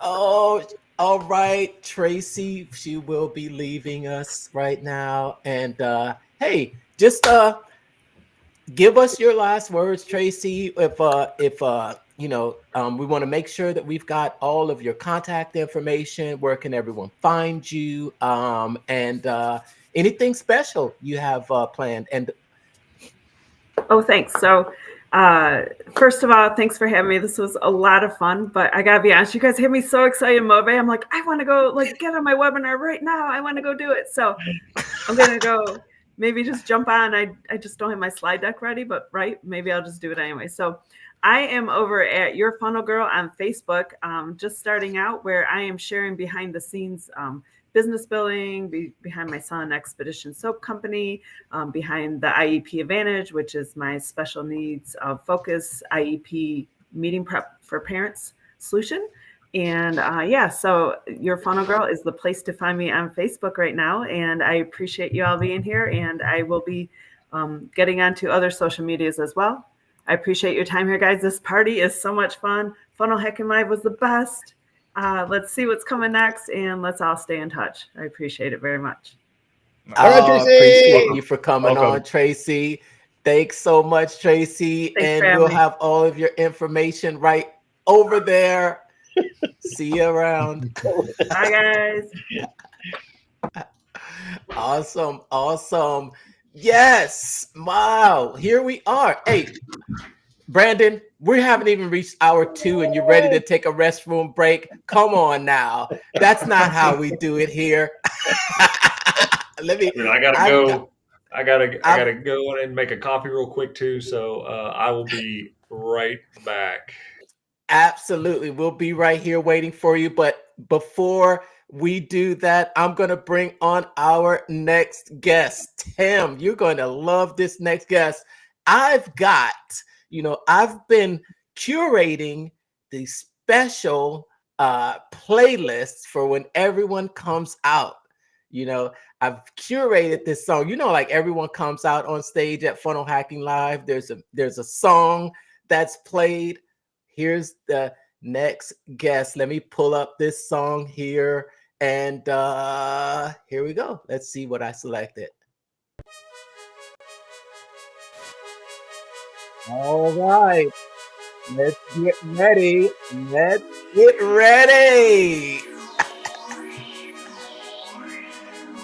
Our next guest is a proud ClickFunnels certified funnel builder and ClickFunnels ambassador who knows how to serve like no other. What she brings to the table cannot be denied. She's the author of I Am the One and God Send Me My Husband. Okay, let's give the biggest shout out as we welcome Cheryl Lynn Dix. No, I like this. Okay. The only thing that's missing is the smoke, right? You'd have to crawl through the smoke. Right. Yes.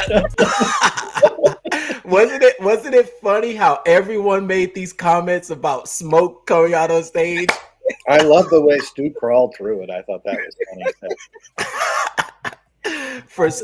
I'm gonna figure out how to make smoke just pop up out here on the screen. Then we just fight through. Welcome, Cheryl. Thank you. Welcome. Thank you. Thanks for showing up. Let us know who you are, where you're from, what you do. Give us your story. Okay, well, I am Cheryl Lynn. Call me Cheryl. I'm originally from Brooklyn, New York, moved all the way to Pennsylvania, and I started my journey back in 2009 as a Christian author.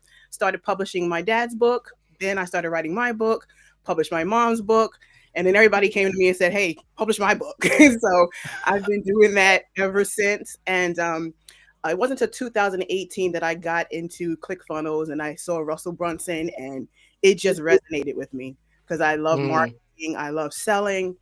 And so went in, but of course, life happens. I was off and on, but it was 2022. I made that decision to be like, I need to go to Funnel Hacking Live. And so I went, and it just changed everything for me. So now now you guys talked about pivots earlier. Now I'm kind of pivoting. So yeah, Christian authors, but I'm a Christian PK. I would definitely want to help churches, church leaders, authors, musicians, entrepreneurs just turn their ideas into income.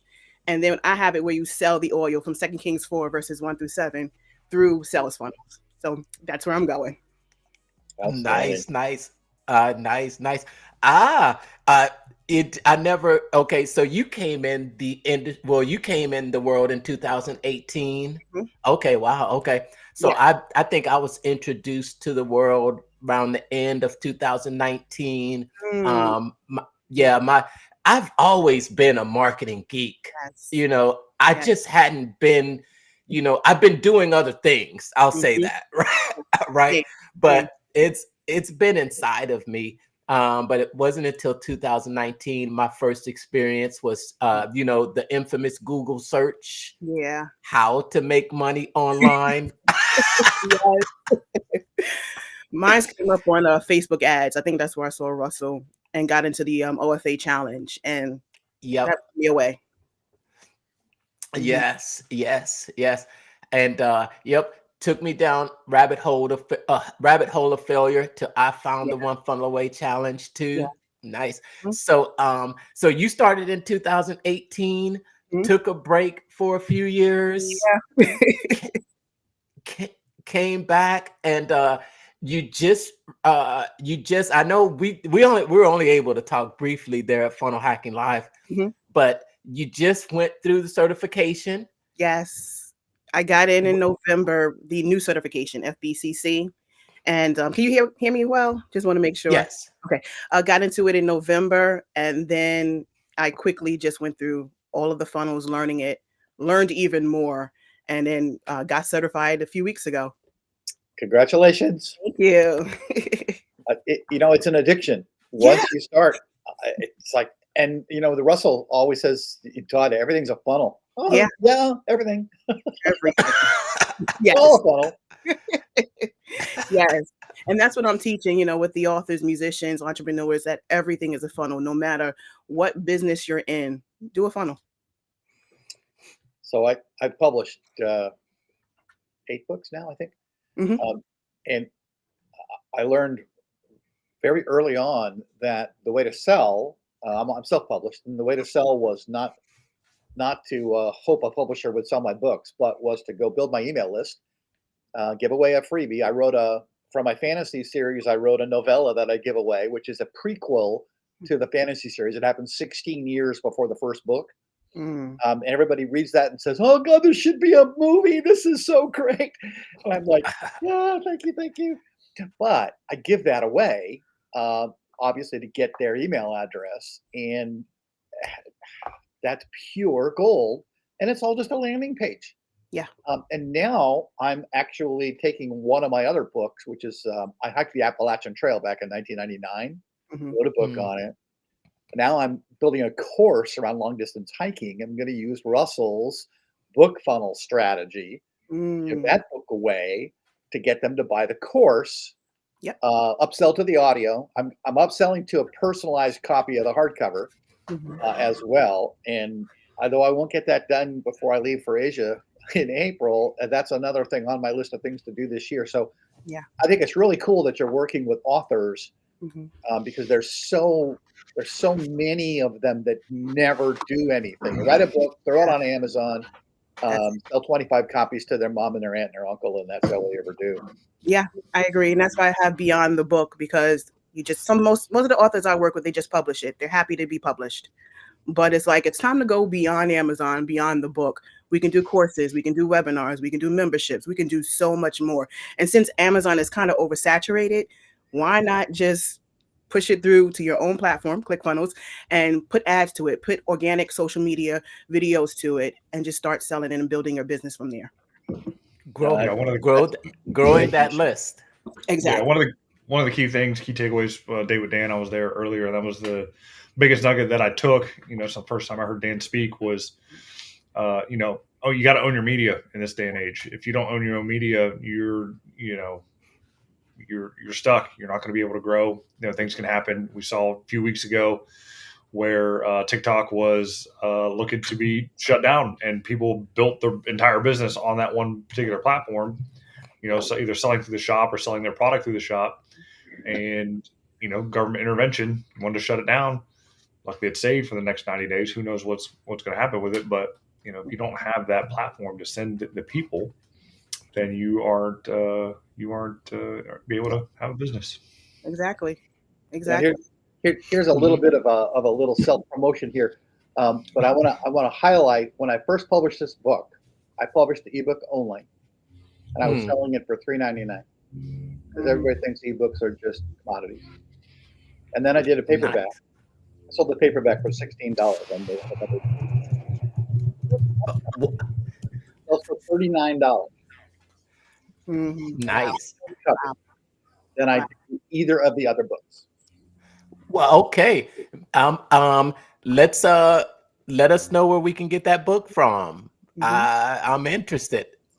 So but we'll put the link in the show notes. Yeah. The strategy there is the whole own your media thing. In my free plus shipping funnel, where this thing goes up later this year, I'm going to crank it up on all of the published sites, probably to $49 or $59. It's a specialty book. This is something that not very many people do. And although you can find other books published about hiking long distance trails, you won't find the books that also then include courses and the other things that go along with being successful. That trip is more about the mental aspects of it than the physical aspects. And it's not a camping trip, and people mistake that all the time. It's a 6-month grind, and after 6 weeks, it doesn't get any harder, it doesn't get any easier, but then it becomes all mental. And I don't think anybody really builds on that when they try to teach somebody how to do long distance hiking. But any book can be turned into this kind of platform book. I absolutely believe that's true. And my next challenge will be how to do it with my fantasy series. I absolutely love listening to you, Tim. You're a great storyteller, and you know how to sell what's unique about your book. I think as you were talking, I'm thinking back to one of the lessons that we had about what's unique about what stands out, and you definitely described it in what you just said about your book. About that's great. I'm gonna have to rewind this and listen to this. Thanks for coming on. I love getting these nuggets from you, and you probably don't even know you're giving them out, or do you?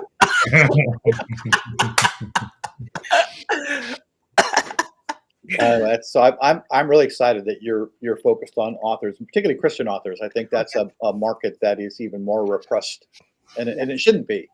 It gets a stigma. One of my church members has published 6 or 7 books, and she's sold, to uncles and aunts and cousins, and we're going to do something about that.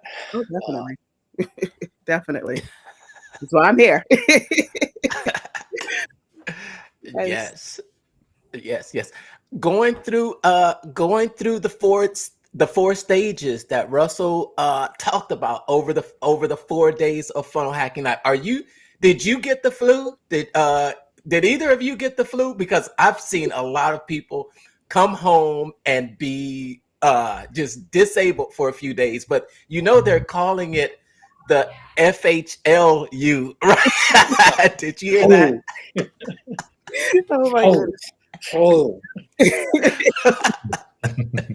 Nope, I'm Do okay. I you? have like a small little cough, but I've had that beforehand. But I was like, God cover me, so I'm good. Mhm.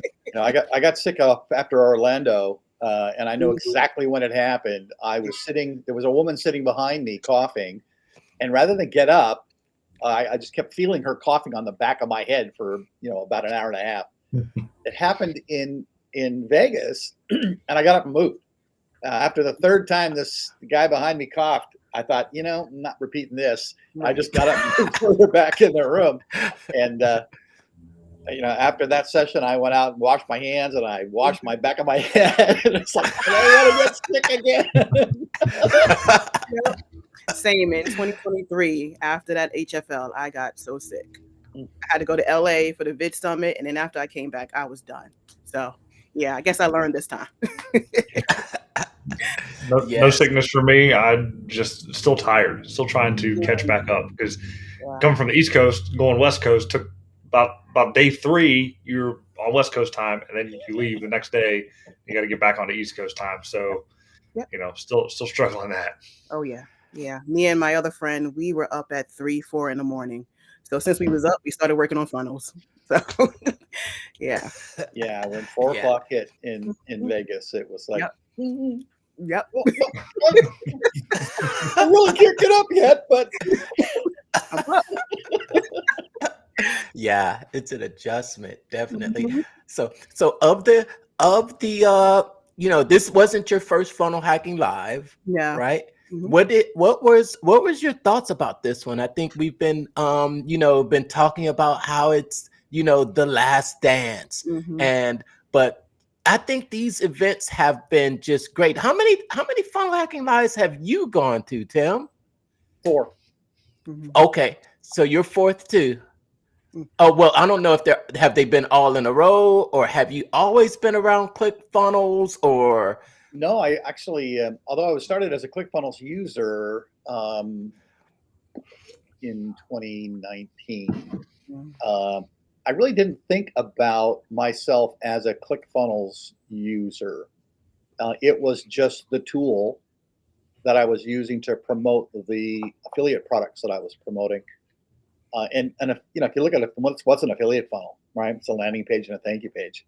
You can do that in an email or autoresponder. And in ClickFunnels Classic, the email system sucked. So it was really just a landing page, a thank you page, and connections out to the rest of my world. Because I had been selling books with a landing page and an email list, I did all my work in my email list.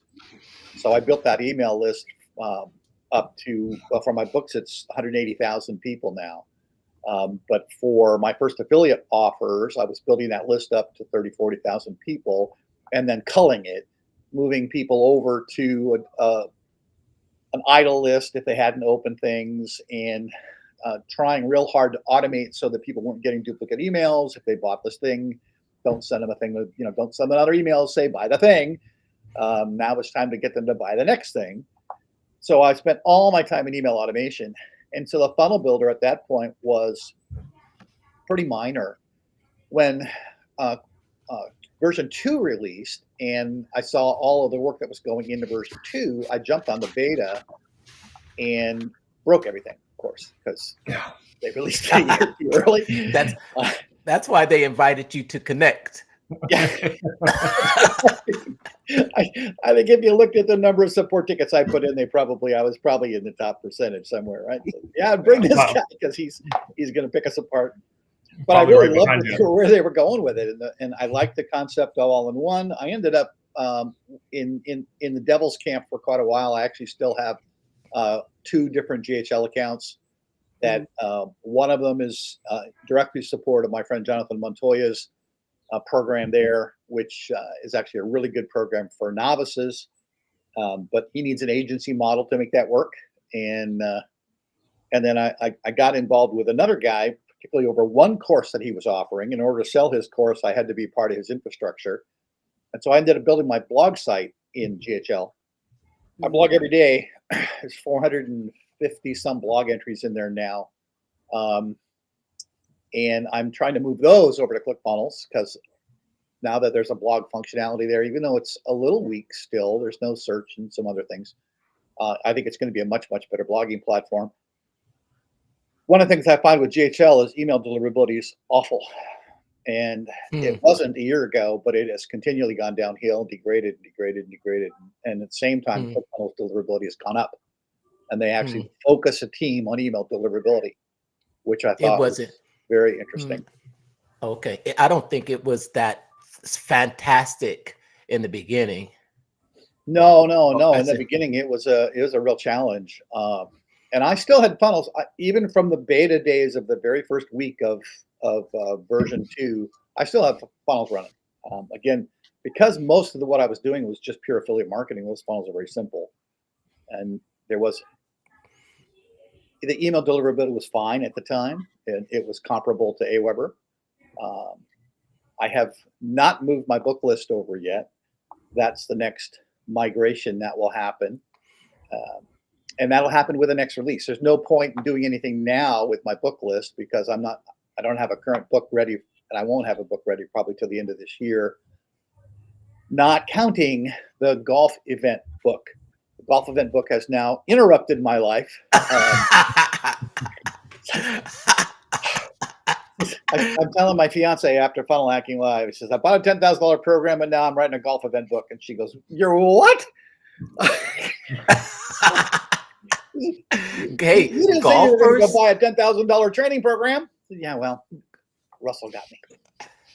golfers and LinkedIn, they're probably in the same income bracket. A lot of golfers on LinkedIn, absolutely. In fact, when we set up the company LinkedIn page for the event, I just did a LinkedIn search. Surprise, just to see what I was looking at out there, and it's a huge network. So we are absolutely going to pound LinkedIn, both the fundraising and the golf event. So what's the challenge I'm facing right now in this particular pivot is, are we targeting people who are trying to raise money with a golf event? Or are we targeting people who are trying to raise money? Because if it's the broader category, the first thing we have to do is sell them on the fact that a golf event's the right thing to do. If it's already people who know they want to do a golf event, then it's selling them on the fact that this training is required to do it yourself. And then, oh, by the way, the upsell in the training is if you want to run these for other people. So if you want to do what my friend Mike has been doing and actually run events for other people, we have advanced training to do that as part of this package. And I know narrow, niche down, but I am very tempted to not do that, which is probably wrong, and attract people who are simply looking to raise money, whether they're for charity organizations or other organizations, and using golf events in that process. Because and it might be focused first and then broaden later. I don't know. We're still.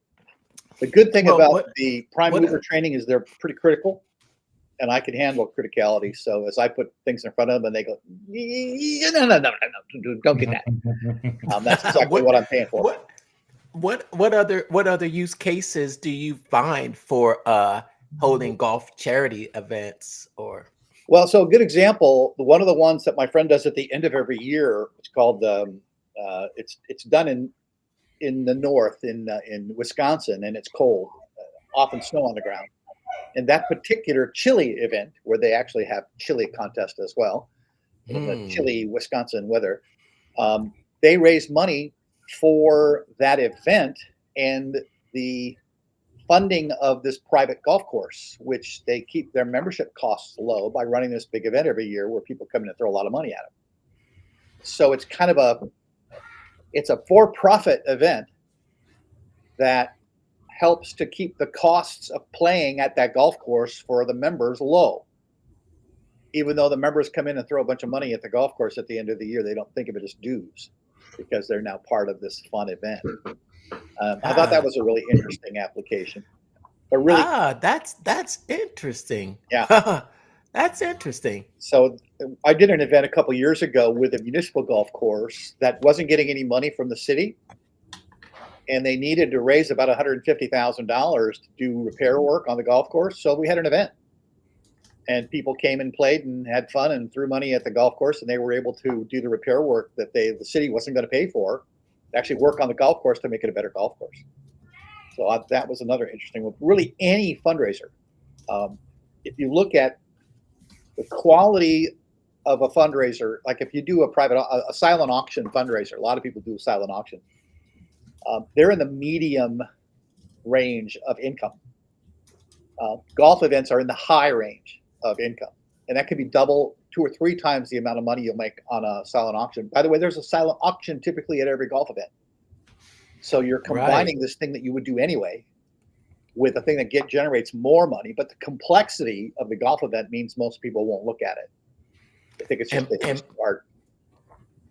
And so most of the items at the silent auction are probably just donated. They come from sponsors, absolutely. And occasionally there will be a few purchased items, but most of them are donated from sponsors.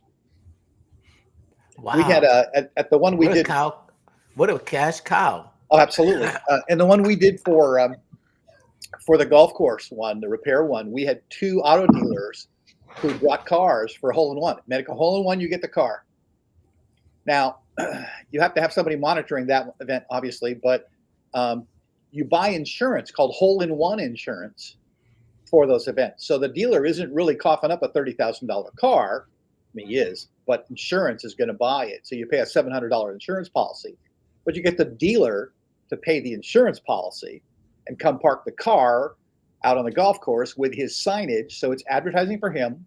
It's all write-off for him. And if anybody makes that hole-in-one, they will drive away with a car. So those events, and by the way, you pay for that option. So you want to try for the hole-in-one, it's $10 or $20 or whatever you do. So you can either buy the ticket in advance, or you get to that golf hole, you hand $20 to the person monitoring it, you take your swing, and very rarely does anybody ever make the hole-in-one and get the car. But they're usually on the par 3s. I've been at a hole like that. I've been at tournaments before where so that's all done with hole-in-one insurance, and it's all donated. So part of the challenge is, how do you get your volunteers, because it's almost all volunteers running these things, how do you get them to go out and get a car dealer to cough up the insurance money for the car? So that's what you're looking for. And so one of the things we're doing in the course is, what do the sales letter look like? How do you convince the dealer this is a good deal to come up and do, bring your car and your banners? And, when you had one tournament that I went to years ago, they had the sexy girl in the bikini with the car sales girl, right? That, like you'd see on these late night TV shows or whatever, standing by the car. You can win this car. It's hilarious. And of course, 90% of the people out there are old, dirty old men with cigars and drinks in their hand.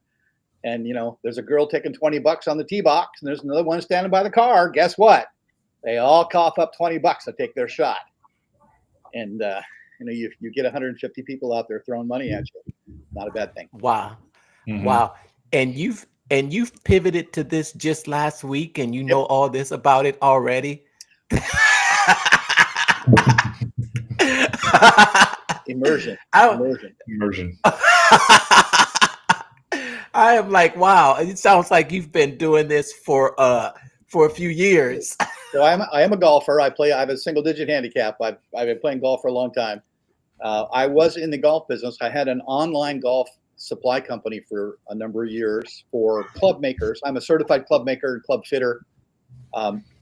My partner in this new business was one of my suppliers in that business. So I've known him for a long time. And I've been trying to get him to do this on his own for over a year. And it finally took me to realize at FHL during Russell's presentation, and it was actually when he was doing that live bit with the dog lady, that I need to do this for him. He can't do this on his own. He's just not He doesn't have that marketing mindset. He understands he's the expert. He knows the event stuff inside and out. But he would never run a perfect webinar, ever. And so I will do that side of this business. I will do all of the marketing. We will collaborate. He won't write a book. I published 8 books. I can write a book. He has to provide me with 90% of the knowledge. I'll fill in the gaps, but he's got a brain dump. And I'll write the book. So it's a great combination of skills, and I think we're going to be wildly successful. But yeah, prior to Russell standing up there talking about the puppy matchmaker service, I wasn't going to do this. Yeah, that was definitely an interesting session. I was a little bit late coming to that, so I didn't get the very beginning of it, so I came in there a little bit jaded when they were talking, girls on stage trying to tell her offer and things like that. I thought it was quite boring. I didn't understand any of what she was saying. I don't know how he did what he did. And neither did Russell. Neither did Russell. She gave him almost nothing to work with. Mm-hmm. Yeah. And he was trying to pull it out, That's why I think what he did was so impressive. Absolutely. Yeah, you're right. She was over here, and then she was over here. And where they get the dog? Well, they buy the dogs from us if they want to, or they can just go to get a German Shepherd. What? And then he said, so how much would you charge? She's like, well, how much do you think I should?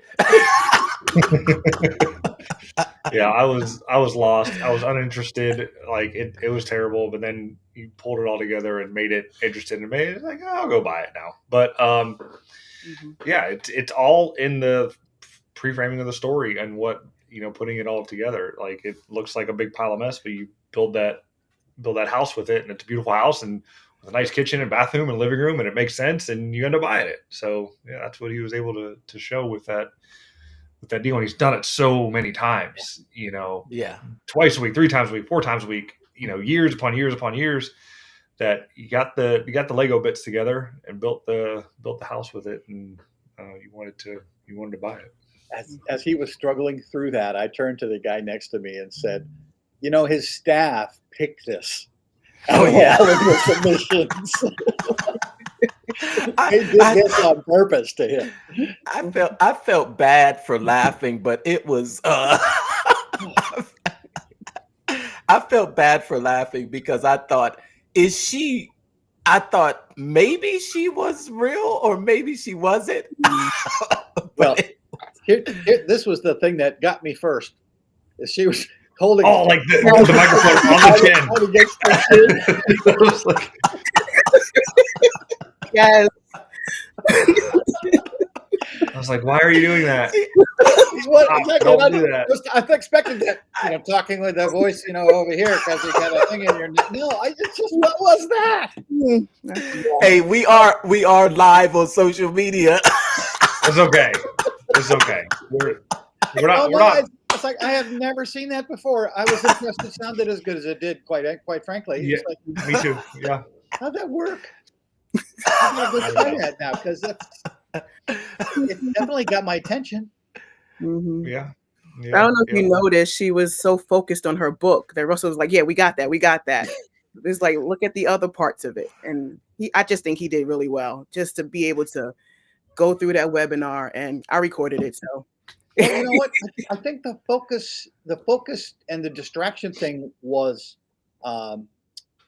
I think it was really good for us to see because as I'm in Prime Mover now, I'm seeing that in the people who are in Prime Mover. Oh, they get exactly the same focus.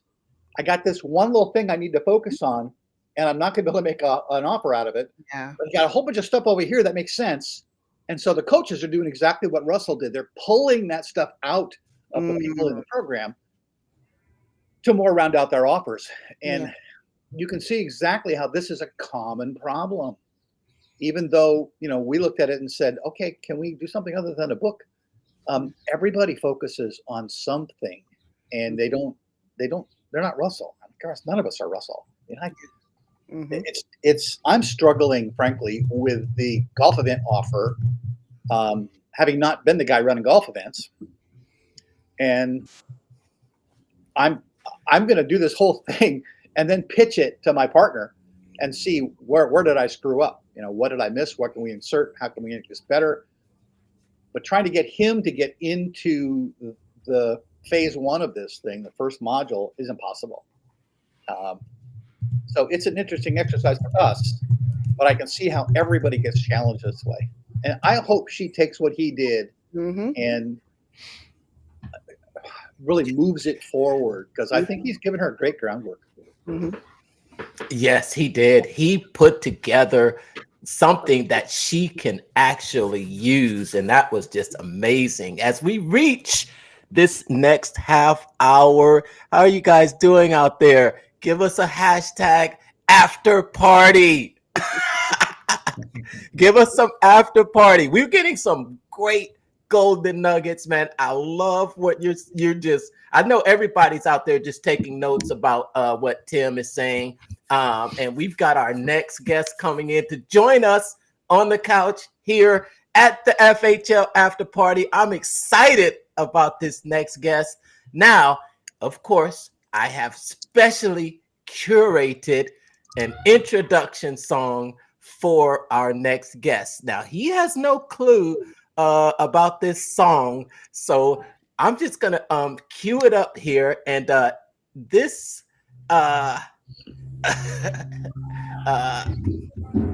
yeah, in a minute. Okay, and this song is, let me cue this song up here. Let's see here, where is it at? I got the, okay, there we go. Hear that?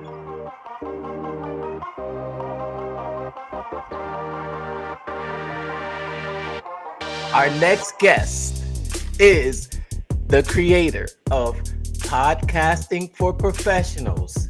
And you know how the buzz around the entire event somehow became about the newest hidden secret for generating leads online that no one else is talking about? That's your Secrets of LinkedIn newsletter. So you're going to get some of those nuggets right now from the man himself. Let's put our hands together for Mr. T.R. Garland. Hey. Thank you for having me. All right. Thanks for having me, Mark and Brandon. All right. Do you see that smoke coming up around the stage? Sure, of course. That's the welcome. What'd you say? Said welcome. Welcome. That's the only thing we're missing, but welcome to our Funnel Hacking Live after party stage, TR.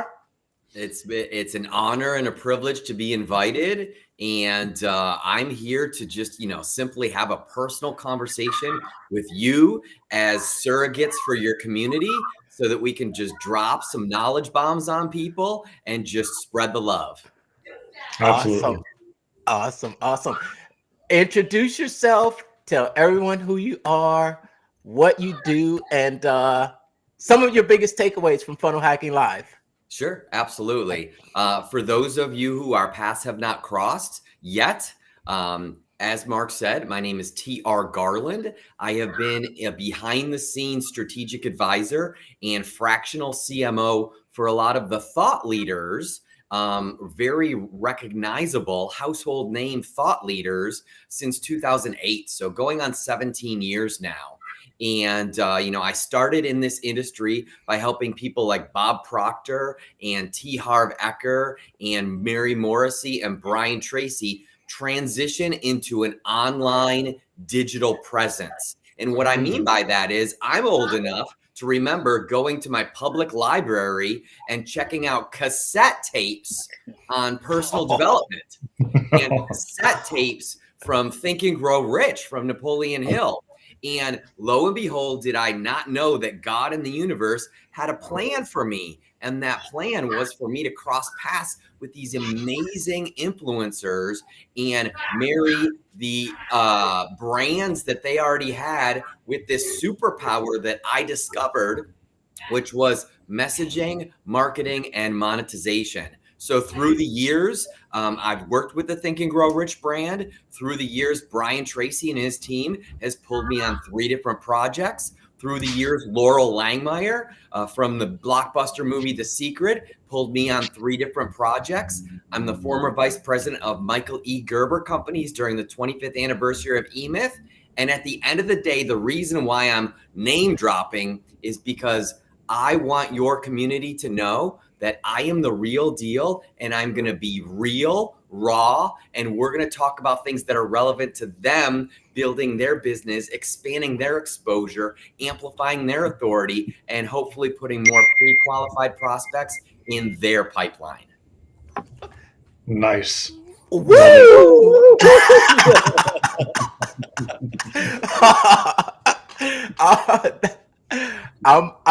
Yeah, okay. Wow. I'm like, I didn't know I was inviting the the guy behind Brian Tracy, right? Yeah, he got a deal on Offer Lab right now. Yeah, I saw that.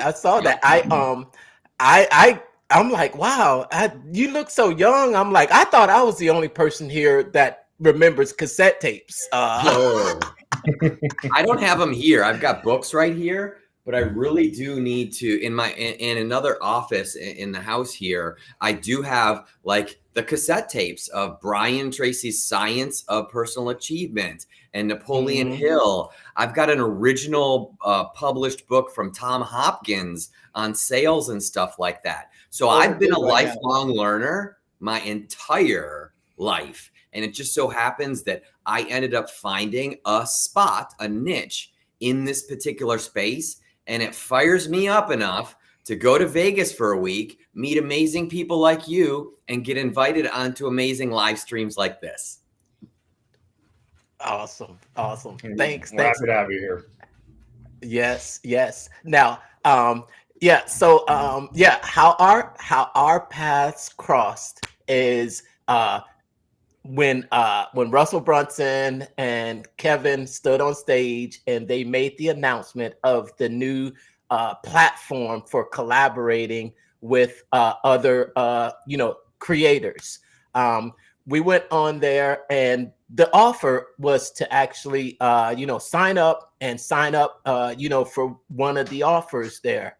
So I did that. And when I was looking through the offers, I came up. None of them really caught my attention except one offer, and it was interesting because I think there was a seed planted about LinkedIn newsletters a little bit earlier by hint this guy down here, but you had a course on Offer Lab already set inside the Offer Lab about LinkedIn newsletters, and I immediately signed up for the offer. And then not less than 24 hours later, we met in person because I really like, if I'm going to, collaborate with someone, and I love how they're making the platform really about, making it true partnerships. And that's when we met and had a conversation there. Less than 24 hours after the release of Offer Lab, and I was blown away by your experience and what we talked about there. So I signed up for TR's offer too. Oh, wonderful! Thank you. Yeah, we corresponded a little bit. I appreciate it. So, out of curiosity, again, I'm a guest. And I just want to make sure have you spoken to your audience about exactly the power of Offer Lab and what we're referring to right now? We've had some discussions throughout the time here. We've done some demos. Tim, okay. Does everybody, if everyone doesn't know each other, let's go around real quick and introduce ourselves once more. Tim? Okay. So Tim Hewitt, I spent the last 5 years or so heavy in affiliate marketing, and in the process I've been building a lot of small courses for my students to help them with various aspects. And what I had done actually in Offer Lab was signed up for your LinkedIn coaching program, LinkedIn for Coaches. Wonderful. I have a training on LinkedIn newsletters. And I hadn't noticed your LinkedIn newsletter training before I said, hey, your LinkedIn coaching thing sounds interesting, because we were all frantic, right? Get an offer and get back there to the back of the room. You wanted to get your T-shirt. You wanted to get your T-shirt. That's what it was. Yeah, exactly. Yeah. Free T-shirt. So they didn't have 2XLs when I went back there. So sorry, I took the last one. So I have actually pivoted my business because of FHL, although I will continue to support all of the affiliate stuff that I've built up over the last 5 years. And I'm going to be doing a project with a partner on raising money through golf events. And then we're going to teach people how to do that. So it's a bit of a pivot for me, but it actually fits my, as I said, my adult ADD really badly. So it fits that really well. Give me something different to do for the next few months, and while still supporting the other business. Wonderful. All Thanks right. Sherilyn? Yes, hi, I'm Sherilyn. I help Christian leaders, authors, entrepreneurs turn their ideas into income and sell the oil from 2 Kings 4:1-7 through proven sales funnels. I'm Brandon with BKXX Enterprises. I take all your online sales funnels and offers and make sure the pipes leading to them don't have any leaks in them. That way you're not missing any leads or sales, and ultimately reducing your ad spend. Yes, I'm Mark. I'm behind the mental marketer in the private Facebook group Funnel Building 101, and I teach the newest art and science of funnel building to help content creators sell other people's stuff. There we go. Look at how laser focused everybody is. I just want to say in the context of today's conversation, like, it's a pleasure, getting reacquainted with you, Mark, and it's a pleasure meeting everybody. And outside of whatever limited time we have together today, I would love to learn a little bit more and figure out how I can serve and support. Like I said, I don't know how much time I have today, but Tim, I've actually taught over 38,000 people how to use LinkedIn from 2010 to 2020. So we're going to have a lot to talk about. Sherilyn, Christian leader, smart woman, right? You're following your heart. Yeah. And on top of it, you're really, really niching down and being clear, with your message. So I know that you are an absolute rock star, and you are here to serve and support, amazing individuals in this world. And then, Brandon and Mark, thanks so much. I appreciate you guys having me. We could geek out on all the funnel type stuff. And I just want to pass the mic back to both of you and just, guide me in this conversation. How can I add value to your listening audience? Should we segue into maybe some of my takeaways from FHL? Yeah, that's the next question. What was the biggest thing, best session that really gave you that aha and made it worth the $1,000 to attend? Okay, excellent. Great question. So what I want to do is put myself in the shoes of the listener, right? What type of golden nuggets would they want to hear if they were a fly on the wall, at some of the private meetings and or private parties that I attended? What would they have learned and taken away, to empower them to take their life and their business to the next step? And I would simply like to start by saying, show up early, stay late. Show up early, stay late. That is one of my takeaways that I want each and every listener and viewer today to walk away with. And what do I mean by that? Well, oftentimes people may have just flown into a conference or a convention. Oftentimes, if you're invited to an online networking event, you're doing your makeup or, taking a walk or doing something personal or going from call to call to call to call right before you show up to these online networking events. And I would encourage in both instances, offline and online, show up early. And the metaphor that I use is the strongest bonds of friendship are built through shared experiences of pain. Now, I say that somewhat sarcastically, and it comes from like military families passing wisdom down. And what I mean by that is everybody's uncomfortable in the morning of the day one of an event. And you are too, maybe, because you haven't met people, you haven't made eye contact, you haven't smiled with these, exchanged smiles with these individuals. So they're in the same shoes that you are. And oftentimes someone will just be nervous and they'll make eye contact with you and they'll wave. And all you got to do is wave back. And then you have their undivided attention. The masses haven't showed up yet. And you can really create this strong bond with people by showing up early. So on the flip side, showing up late, I'm often blown away when people leave a 4-day event after day number 2, or leave as soon as the last speaker is done and go back to their rooms. Now, there are specific reasons why some should. However, many just are like, oh, the event's over. However, Mark and Brandon and, Tim and Sherilyn, you all know, like when you play full out. Absolutely. I made the time investment to be there. I made the financial investment to be there. I will be a little uncomfortable at the end of an event, walking around, seeing, hey, are you going to dinner? Hey, is there a private party? And talking to people, because that little bit of uncomfortableness, that feeling will pass. However, the relationship that you can make with someone, if they're just like, yeah, I don't think there's a private party tonight. Would you like to go to dinner? And you go to dinner with 2 or 3 other nervous people that have nothing else to do, you're really going to strike that bond and potentially collaborate and potentially cross-promote each other on Offer Lab by ClickFunnels. Absolutely. We definitely want to get into that too. You like how I brought that around, everybody?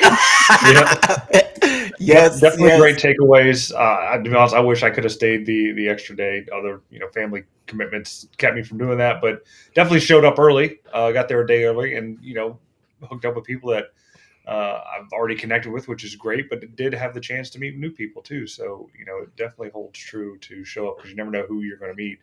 And even in passing, I got to say hi to Russell's wife and thank her for her dedication to the whole event there. So it was definitely a good thing to have been there early. Tim, Sherilyn, what about you? Do you have any success story or win from showing up late or showing up early and staying late? Yeah, showing up early. I mean, I was able to meet 2 wonderful women. One who happens to be a musician, which I also help as well. And then another one, she's wanting to do some things with Christian books and things like that. So the first one we sat together.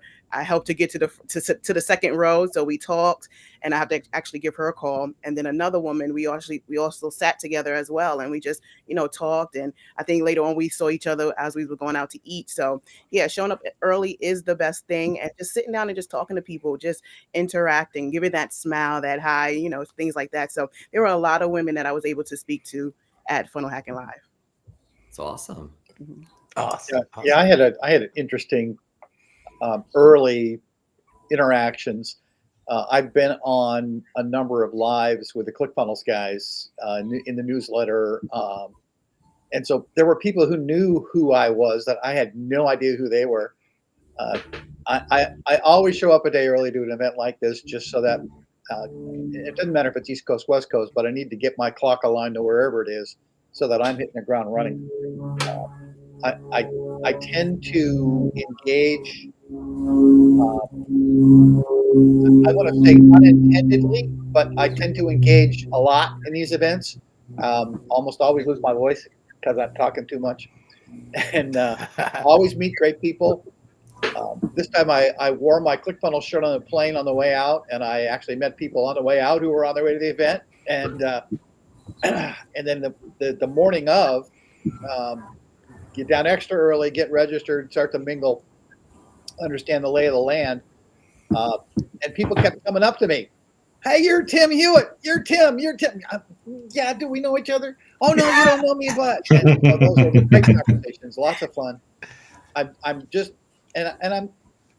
happy people remember things about me that are interesting to them in business. I told a story about my first entrepreneurship was 12 years old selling worms. I I had a worm farm, and I would go to the corner and I'd sell worms to the fishermen driving down to the lake. And I got put out of business by the skunks who ate all my inventory. And people remembered that story. And the reason that's important to me is I tell that story for a reason. Most people who are entrepreneurs as adults at least thought about it or tried something as kids, whether it was a paper route or selling lemonade or something. It got into our Mowing a spirit lawn. early, right? And they don't think about that as actually their entrepreneurial spirit, but we've had it since practically since birth. And leverage that, leverage that in your mind. Was I successful in the worm farm? I think I got enough money to buy Boys Life magazine. There's a hell of a Nice. Speaking of going early, showing up early and staying late, I had an early morning before the event. I think it was the Friday night, where I was invited to is one of the $100 million winners. You know how the $100 million winners tend to show up at these events, and they have these off-site events where they're giving away free knowledge, or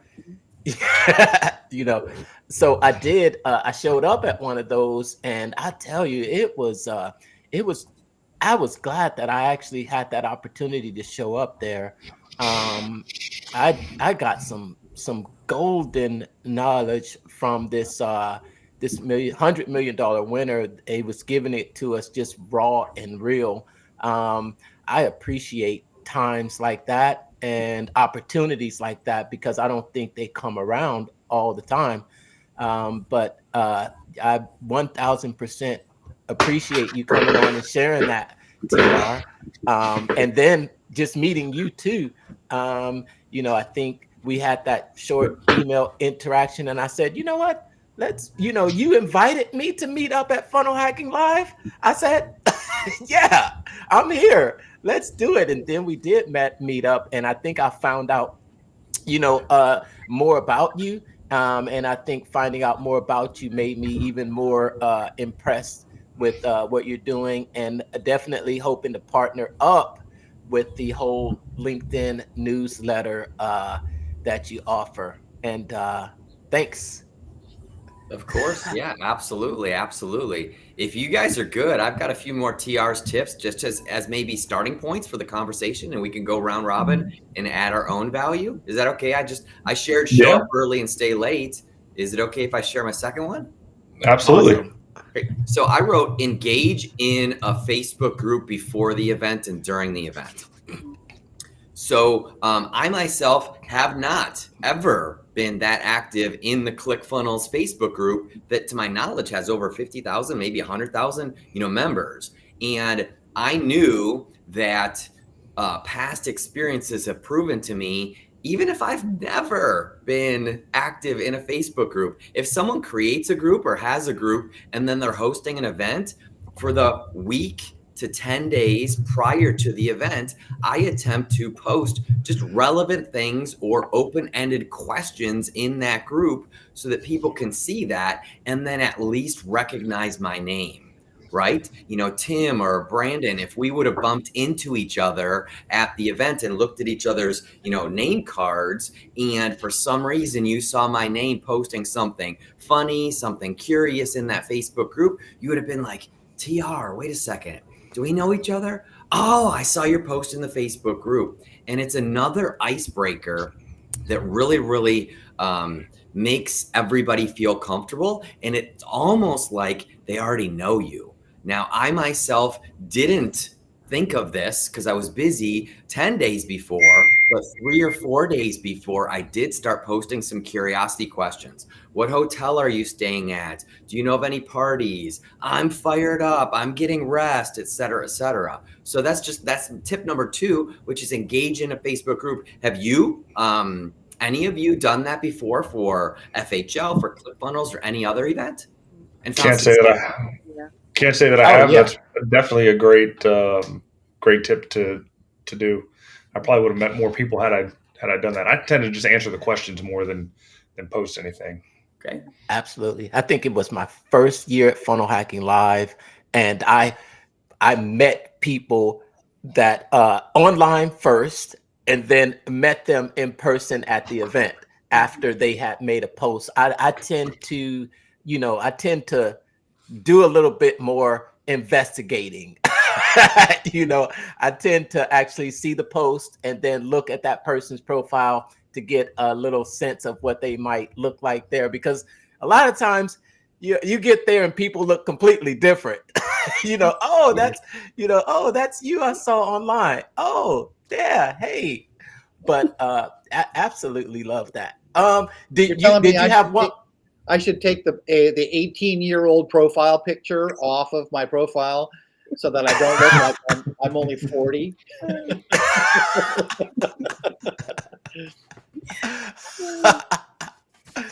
Love it, TR. Love it, love it. Do you have one more tip, TR, or should we bring our next guest on?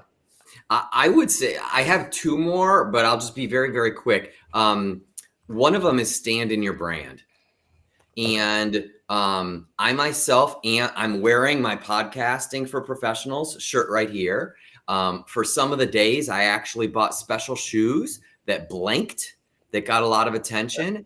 And my Podcasting for Professionals brand is yellow and black. So I actually have custom yellow and black Air Jordans and things like that. So I'm simply saying, if you're confident enough to stand in your brand, if you're a female, maybe it's wearing a specific type of hat or a specific color or specific shoes or a specific bag or a purse and things like that. And I'm noticing Tim's wearing a particular t-shirt right now, right? You want to tell the backstory on that, my friend?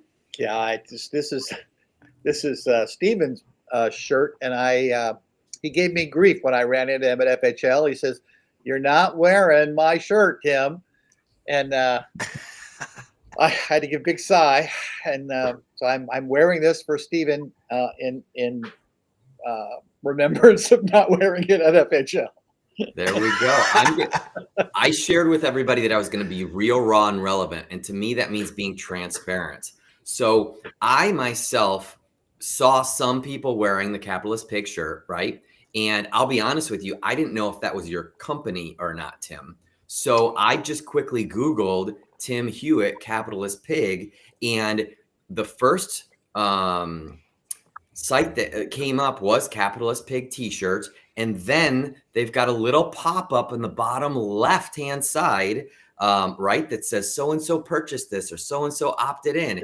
And right when I went to the page, it literally says Tim Hewitt, right? The little coded pop-up, Tim Hewitt purchased the t-shirt. I love it. Is that serendipity or what? Oh, Yeah, wow. That is a little scary. The internet's a little scary. The social proof, yeah. I can't remember like all the names of those social proof apps, Mark. Maybe you can. But yeah, it's like it's cycling through and boom, there's Tim. So yeah, that was my number two. Or excuse me, my number three. And the final one, I'll just end on this, which is be personal. Be personal. I was blessed to be the first person to put my offers into OfferLab after Kevin's wife. And a lot of people chose my offers. And I literally stayed up late and woke up early, and I manually emailed everybody, thanking them for their interest. And I was just a real person being personable. And Mark, again, that's how we ended up in the same room, because I emailed you and I'm like, hey, thanks a lot for your interest. Don't know if you were just going through the exercise or not. Either way, it's a pleasure meeting you. And you're like, are you here? I'm here. And then we ended up arranging something. And here I am now, making new friends and doing the best that I can to offer some golden nuggets to your community. Absolutely. That's awesome. But you mentioned the little pop-ups there on the sales page there for the Capitalist Pig shirt. Well, there's a little nugget hidden in ClickFunnels now that they recently updated and added a new app that is available for exactly that. They haven't released it yet, but you can sign up for it. It was in Classic. It is called Conversion Boosters. Okay. So take a look at that. It was called Table Rush in Classic, because it's kind of the they figure it's the same psychological effect as as seeing a table rush because you're seeing others do it that makes you more likely to do it, or a social proof, that type of Didn't you have to do that with CF Pro? Did you have to do that with CF Pro Tools though? Because I never saw that app or anything in Classic. It was standard in Classic. It was I don't no think I saw add-ons. it with CF Pro Tools. I don't think it was an option. It's standard. Yeah. Awesome. We got you. You're kicking me out for Travis. What? No, you're not. No, you're not leaving. You're not leaving. No, I get to be on the same panel as the Travis Houston. Oh my gosh, we can talk all the crap we want about him right now because he's backstage. He hasn't been pulled out on stage yet. Oh, we want him to. Our next guest. What's that noise, Brandon? I've got a specially curated song for each person that's come on. Now, I'll tell you the name of the song that I've curated for our next guest. It is called Dr. Momentum. Let's cue up the music here. Wait, hold on.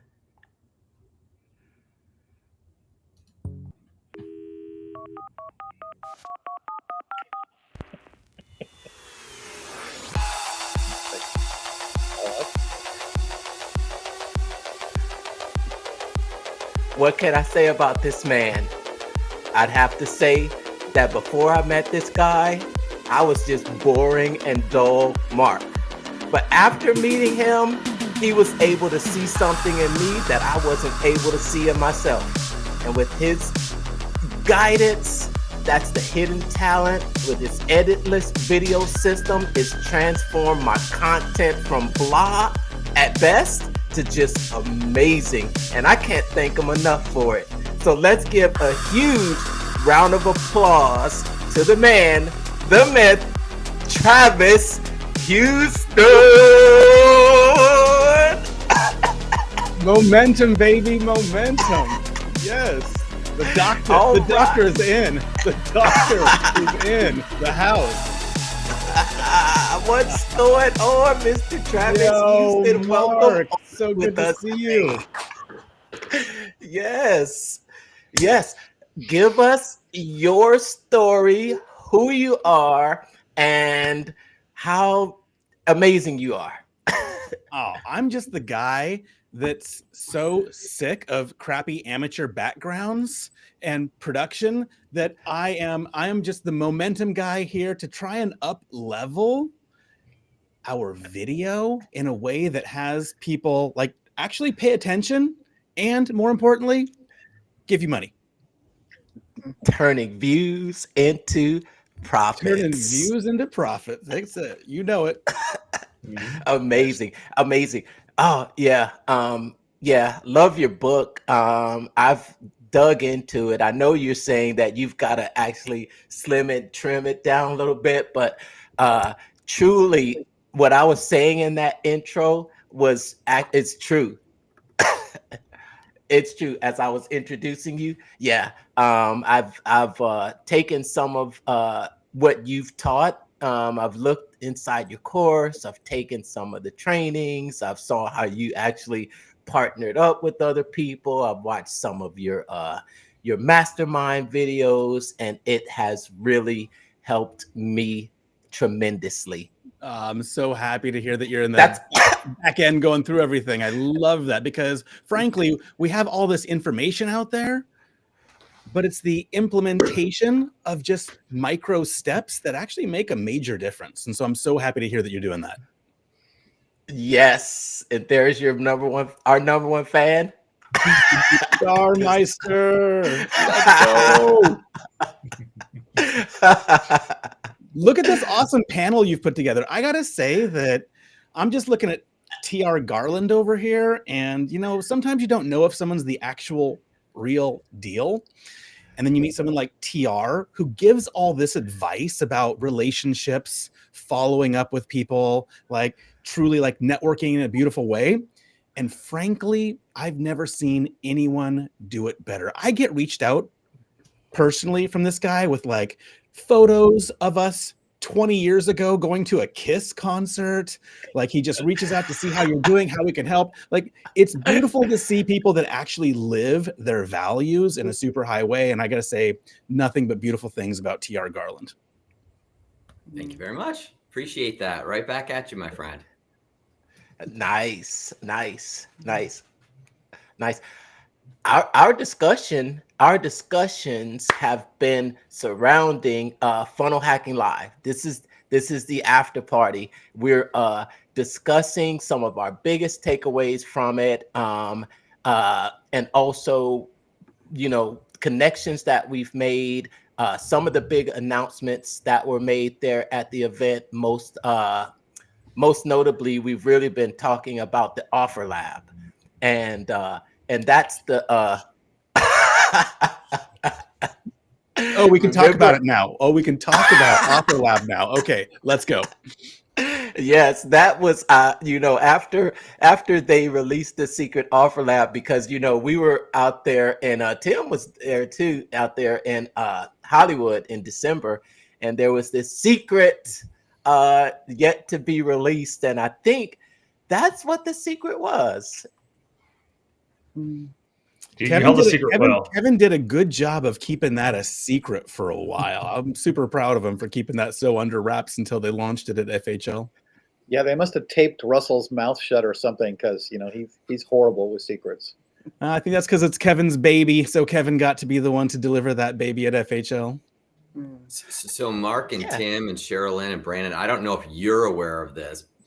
Travis and I are. We found out 2 weeks prior to FHL, and the ClickFunnels team and the developers found out about Offer Lab 3 weeks before.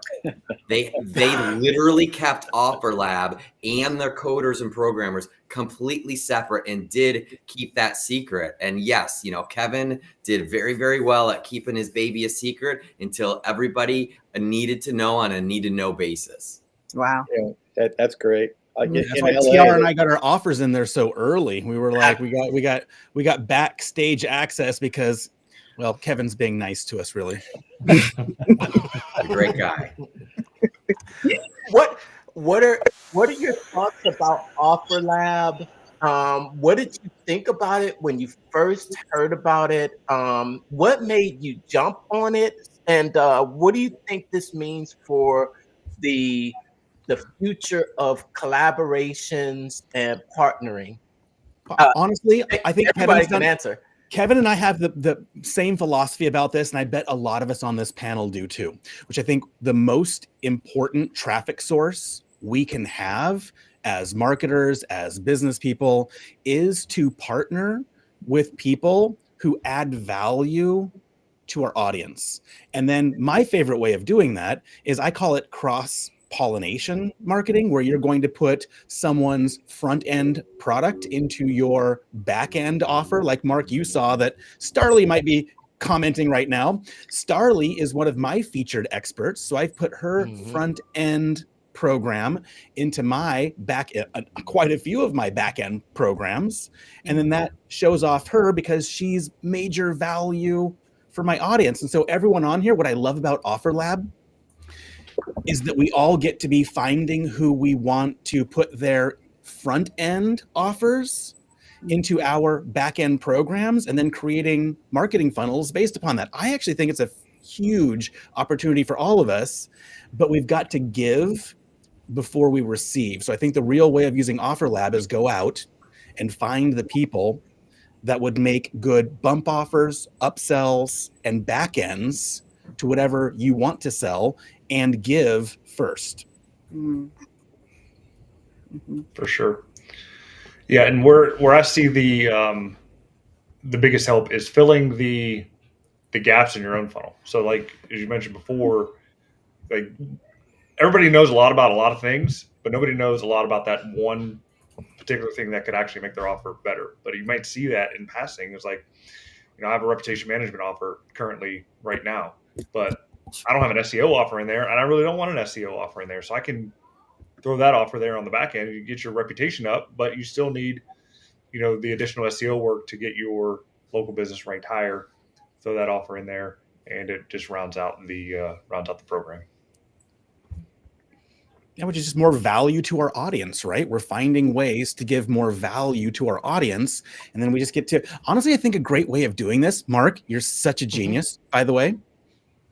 Thank you. This is so modelable. So what you're doing right here, true genius. I think the thing that we all get to be doing is with the other offers and Offer Lab that you think would be of utmost value to your audience, bring people onto your show, interview people, do content swaps with them, do when you're on Instagram, do collabs together, bring them on and interview them in a blog post, an article, and talk about them so that you can put them into your back end funnel and people are already more aware of that when they're buying your product. So I think that this is absolute genius in terms of bring people together and then put them into your follow-up funnels in email, into your Offer Lab stacks, and then even promoting them on social media so that when you're part of their back end, you could promote, I could like, Mark, I'll be promoting you on social. And then if I'm in your back end, that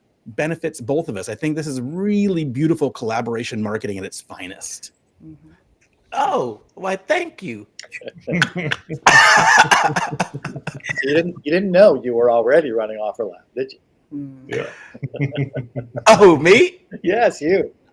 Oh, when I probably 10 minutes after they announced Offer Lab, my mind was spinning. But yeah, absolutely. That's great. And I first thing I saw when I saw Travis on there, I thought, oh my gosh, this is perfect. And then I saw TR and I said, oh, this is perfect.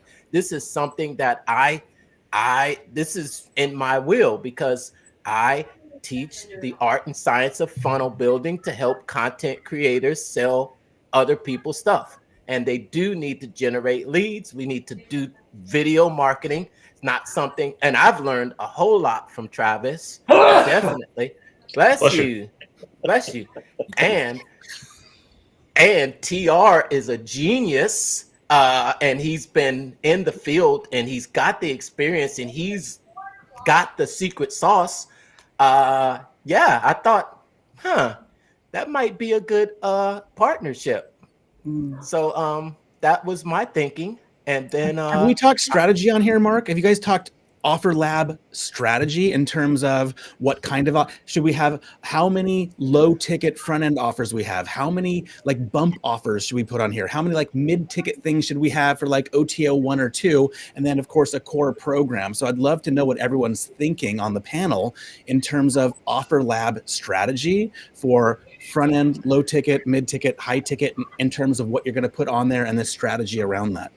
No, we really haven't gotten into that. We just kind of demoed the front end of the platform. So so the strategy talk here would be very good at this point in time. A little bit. We talked about low, mid, and high, but TR. Yeah, Travis, I'm so thankful that you're here and that you if everybody approves, steer in the direction of strategy, right? Because our commitment as guests is to offer as much value as possible so that the listeners and viewers can walk away with something tangible. And prior to fully transitioning into what you wanted to encouraged us to go through, I have a +1 on something you said, and I wanted to make sure I didn't forget it. So you were like just rattling off a variety of different things that someone could do to embody this collaborative commerce that Kevin and Russell speak about. And I just wanted to add, have you thought of in the PS section of your emails, literally just testing out some upstream or downstream Offer Lab partners? Right? Travis, you were talking about ways to just introduce the people that you're promoting and collaborating with. And I just wanted to add the PS section of your email. Doesn't take a lot of real estate, but you could literally say PS. Oh, and if you've read this far and what I'm introducing you to isn't your cup of tea, take a peek at Mark's XYZ. Take a peek at Brandon's XYZ. Take a peek at Travis's XYZ. I love that idea. And I think I would really utilize that TR in your resources section, whether it's a link tree and you've got your offers in the link tree initially, maybe you've got a second or a third page that's like your recommended resources. I'm for sure going to be using additional Offer Lab products on my website at my resources page in like a link tree. And then even in like, you do your YouTube descriptions, and in your YouTube descriptions, you're linking to other things in there. If what it's relevant to in a YouTube video, finding other products that would be adjacent, so to speak, and then adding those offers into YouTube descriptions, into resources pages, and other places like that. So TR, I think that you're opening a whole can of worms about where we could have these additional places to add the Offer Lab links. Love this conversation. I told you, Mark, we could geek out. Like, we could geek out with the best of them. Let's go. Let's go. Can of worms are open. Take the lead, Mark. Absolutely. I love this because you're opening my mind up to even more ideas. So, and I love how, what makes this different than your typical affiliate platform, because I do have some negative, emotions about some affiliate platforms out there. But I think what makes this different is that it is more of a collaboration, even though Tim might disagree. But disagree is a little harsh. I do see this revolutionizing the way that we use the affiliate model today. I know it was interesting to see how Kevin focused on the collaboration part of this in the follow-up just here a couple days ago. Much more so than the concept of the split payment to affiliates. I've lived the affiliate world very heavily here for the last 5 years, and I see this completely changing the affiliate game more than I see the collaborative model. And I say that because today it's impossible for an affiliate to take 4 or 5 offers and put them together in a sales funnel. It just doesn't work. You make the sale, you send somebody off your page. They're gone. They're not on your next page for your upsell. They're not there for your bump offer. They're gone. So this new model says, hey, look, I find these 5 things that really fit together well. None of them are my products, or maybe one of them is. And now I can truly offer these to my customers in a way that makes sense. And these are affiliate offers. You call them anything you want, but I don't have to, and this is going to sound a little harsh, but I don't have to become a partner with the person who created the offer to offer their product to my customers if it fits well. Can I collaborate with them and make a better, more solid marketing effort, 2 of us moving together, the Russell and Grant model? Yeah, sure, of course. But I can also simply collect those 3 or 4 additional products that make my offer or my primary affiliate offer more attractive. And I do think it's going to change the game. The people that I've been talking to since this thing released, literally since an hour from when this released, who have major affiliate programs today, are incredibly excited about this opportunity to get their products into Offer Lab for this exact reason. If I've got a simple training that I've put together to help, that I know my customers use and love, and I want to put it as a front end to a $2,000 affiliate offer, I can now do that and do it effectively. Where before there was really no way to do it. I would get no notification when my affiliate, somebody bought a product through my affiliate link, so my back end was dead. I had to track it down manually with VAs, get them to tag people that they purchased, and then I could put them on the right automations to actually service them better down the line, to know that they've purchased. Don't hammer them again. Hey, you want to buy this thing? Oh yeah, sorry, I bought that already. I never want to send somebody an email to say, buy this thing when they've already bought it. Have you seen the ability to I think Kevin calls it an interstitial. Am I saying it right? Interstitial, yeah. Interstitial. Does that sound familiar to you, Brandon or Cheryl? Yeah, No. I remember saying that. Yeah. So he's calling it an interstitial, but it's sort of a handoff where you're able to create a short video clip along with a written testimonial for the person that you're collaborating with. I said collaborating, Tim. Yes, I No, did. it's all good. It's all good. I'm just teasing you. I'm just I know. teasing you. That's all. It's okay. I know. I just want everyone to understand. I'm all good with this. That, Yeah, I know. The ability to introduce the offer that I'm giving to my clients, my customers, on the top of that sales page is huge. That was brilliant thinking on whoever put that into the product, because what I don't want to do is just dump them onto a sales page for somebody else's offer.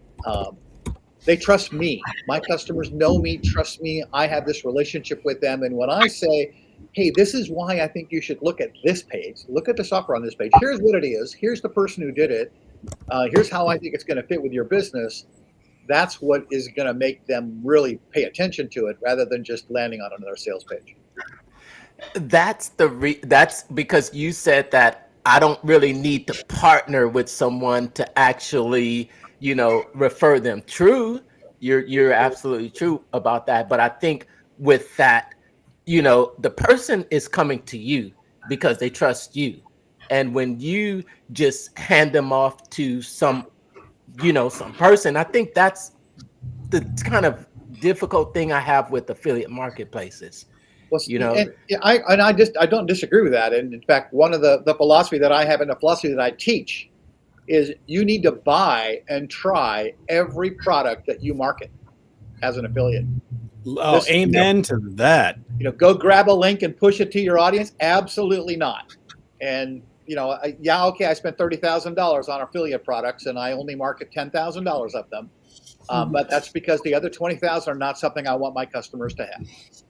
And that is the philosophy I teach in all my courses, everybody who I mentor. That's the model that they follow. And so making that recommendation based on my experience with the product that I'm going to show you now on this page is critical. Yeah, and that's almost sales 101 in selling anything. You have to be dedicated to the product enough to buy it yourself to be able to recommend it to somebody else to buy. I learned that from Cardone. I sold cars. The only car I ever owned was a Ford. I don't ever see myself selling another brand of car because I wouldn't own that brand of car. So definitely have to try it before you buy it, or try it before you sell it, or buy it before you sell it, because then you're dedicated to it. I can't recommend something unless I understand how it works, and I'll tell you what I don't like about it because I'm old and I say things like that. All right. Okay. Right. Yes. Oh, great conversation here. Ready to get into some more ideas and tips from y'all. Before that, we've got to say goodbye to our long-standing Cheryl. Cheryl, final words. Let us know. Let everyone know how we can get in touch with you. What do you have going on? What was your biggest takeaway from Funnel Hacking Live, and what are you committed? Yeah, because we're writing it down. Wait a minute. Write it down. We're writing it down. We actually got out these books and we read what was the first thing that we wrote down in this book from the entire next 4 days. Change ourselves first and then go out and change the world. What are you committed to do? Well, like Renee, we talked about the webinars. That really, stuck out to me. So my goal is to do a webinar maybe the first week in March, just helping authors go beyond the book. helping business owners go beyond their ideas and create income that'll impact, serve, and prosper. So you can find me on Facebook, definitely on TikTok, and soon I'll be on YouTube, just going out, preaching the gospel first and foremost, but then also helping Christian leaders go beyond and share their message to the world. Awesome. Awesome. The link over there to download this, to grab the show notes where you'll be able to interact with everyone that we've had on today. It's been an absolute pleasure to have you on, Cheryl, and congratulations again on your funnel builder certification and being a ClickFunnels ambassador. I know you will represent them very well. Thank you so much. Thank you for having me. Thank you, everybody. Yep. Welcome. Pleasure meeting you. See ya. See ya. All right. And then there were 5 dudes.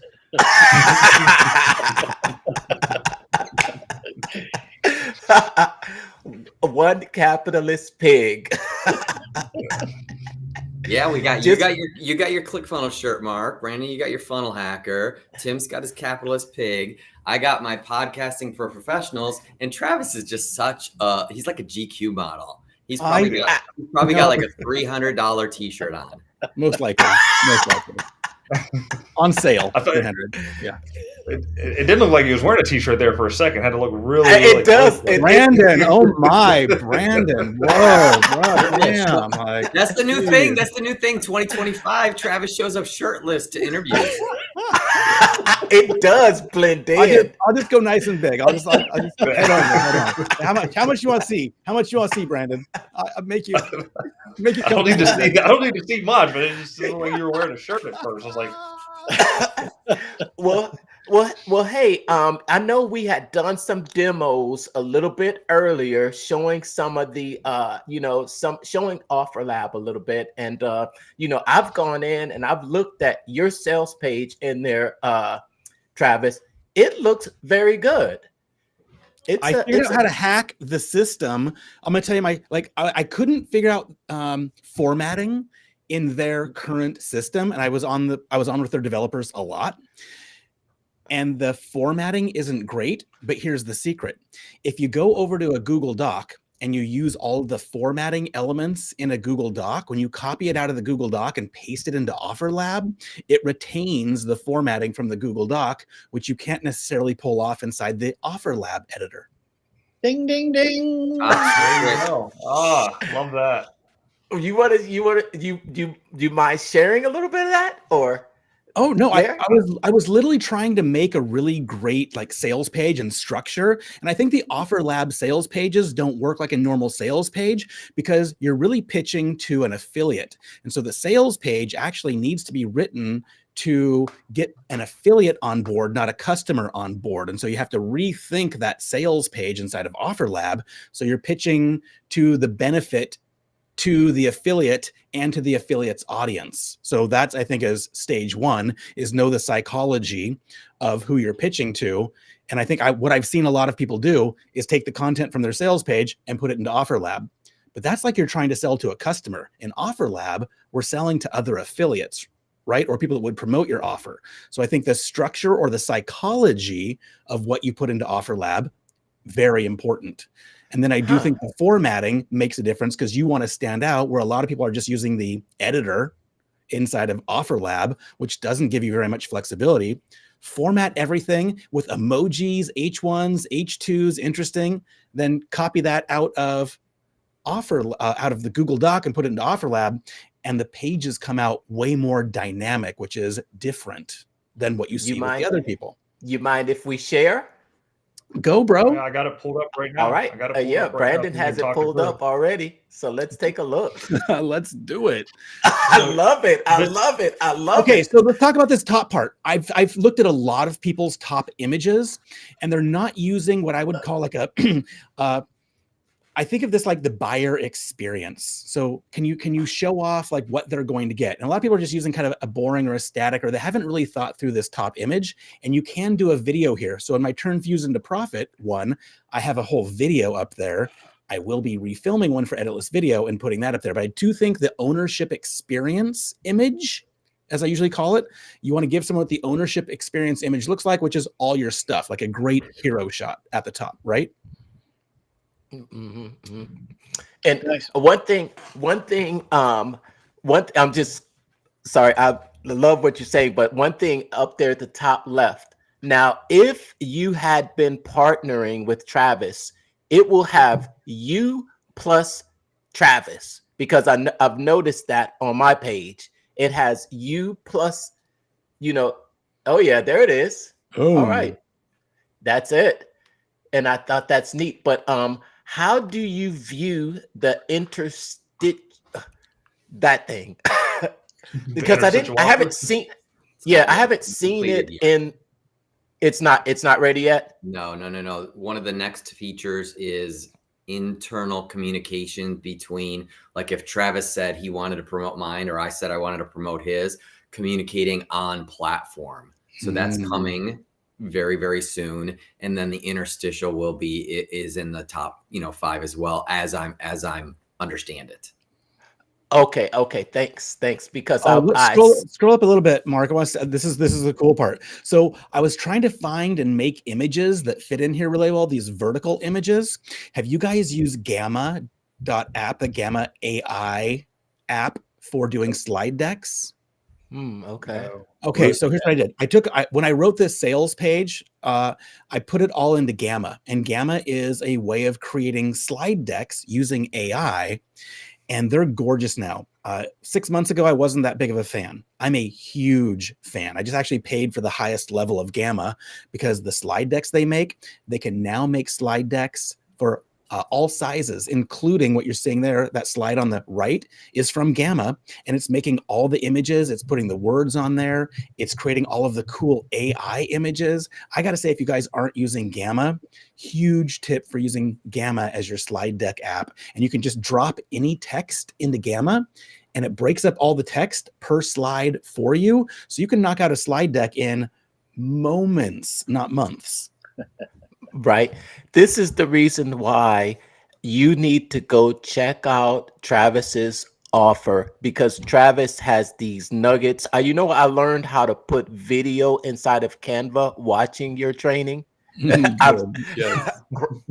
Right. And I watched you do it. So definitely scan that QR code, and all of its information is going to be in the show notes. All right. I know. I just kept on clicking that button to add sections. I was like, how many of these sections can I add? Apparently. Okay. You can definitely add a lot of sections. And that little banner up at the top just stays up there. Yeah, I love that. Yeah, as you scroll down the page. I think this is a very well put together page, but you're saying that the way you're communicating on this page is more towards affiliates. No, this page, this is the sales page. This is where someone would purchase. What I was talking about when people are looking in the back end, so that listing.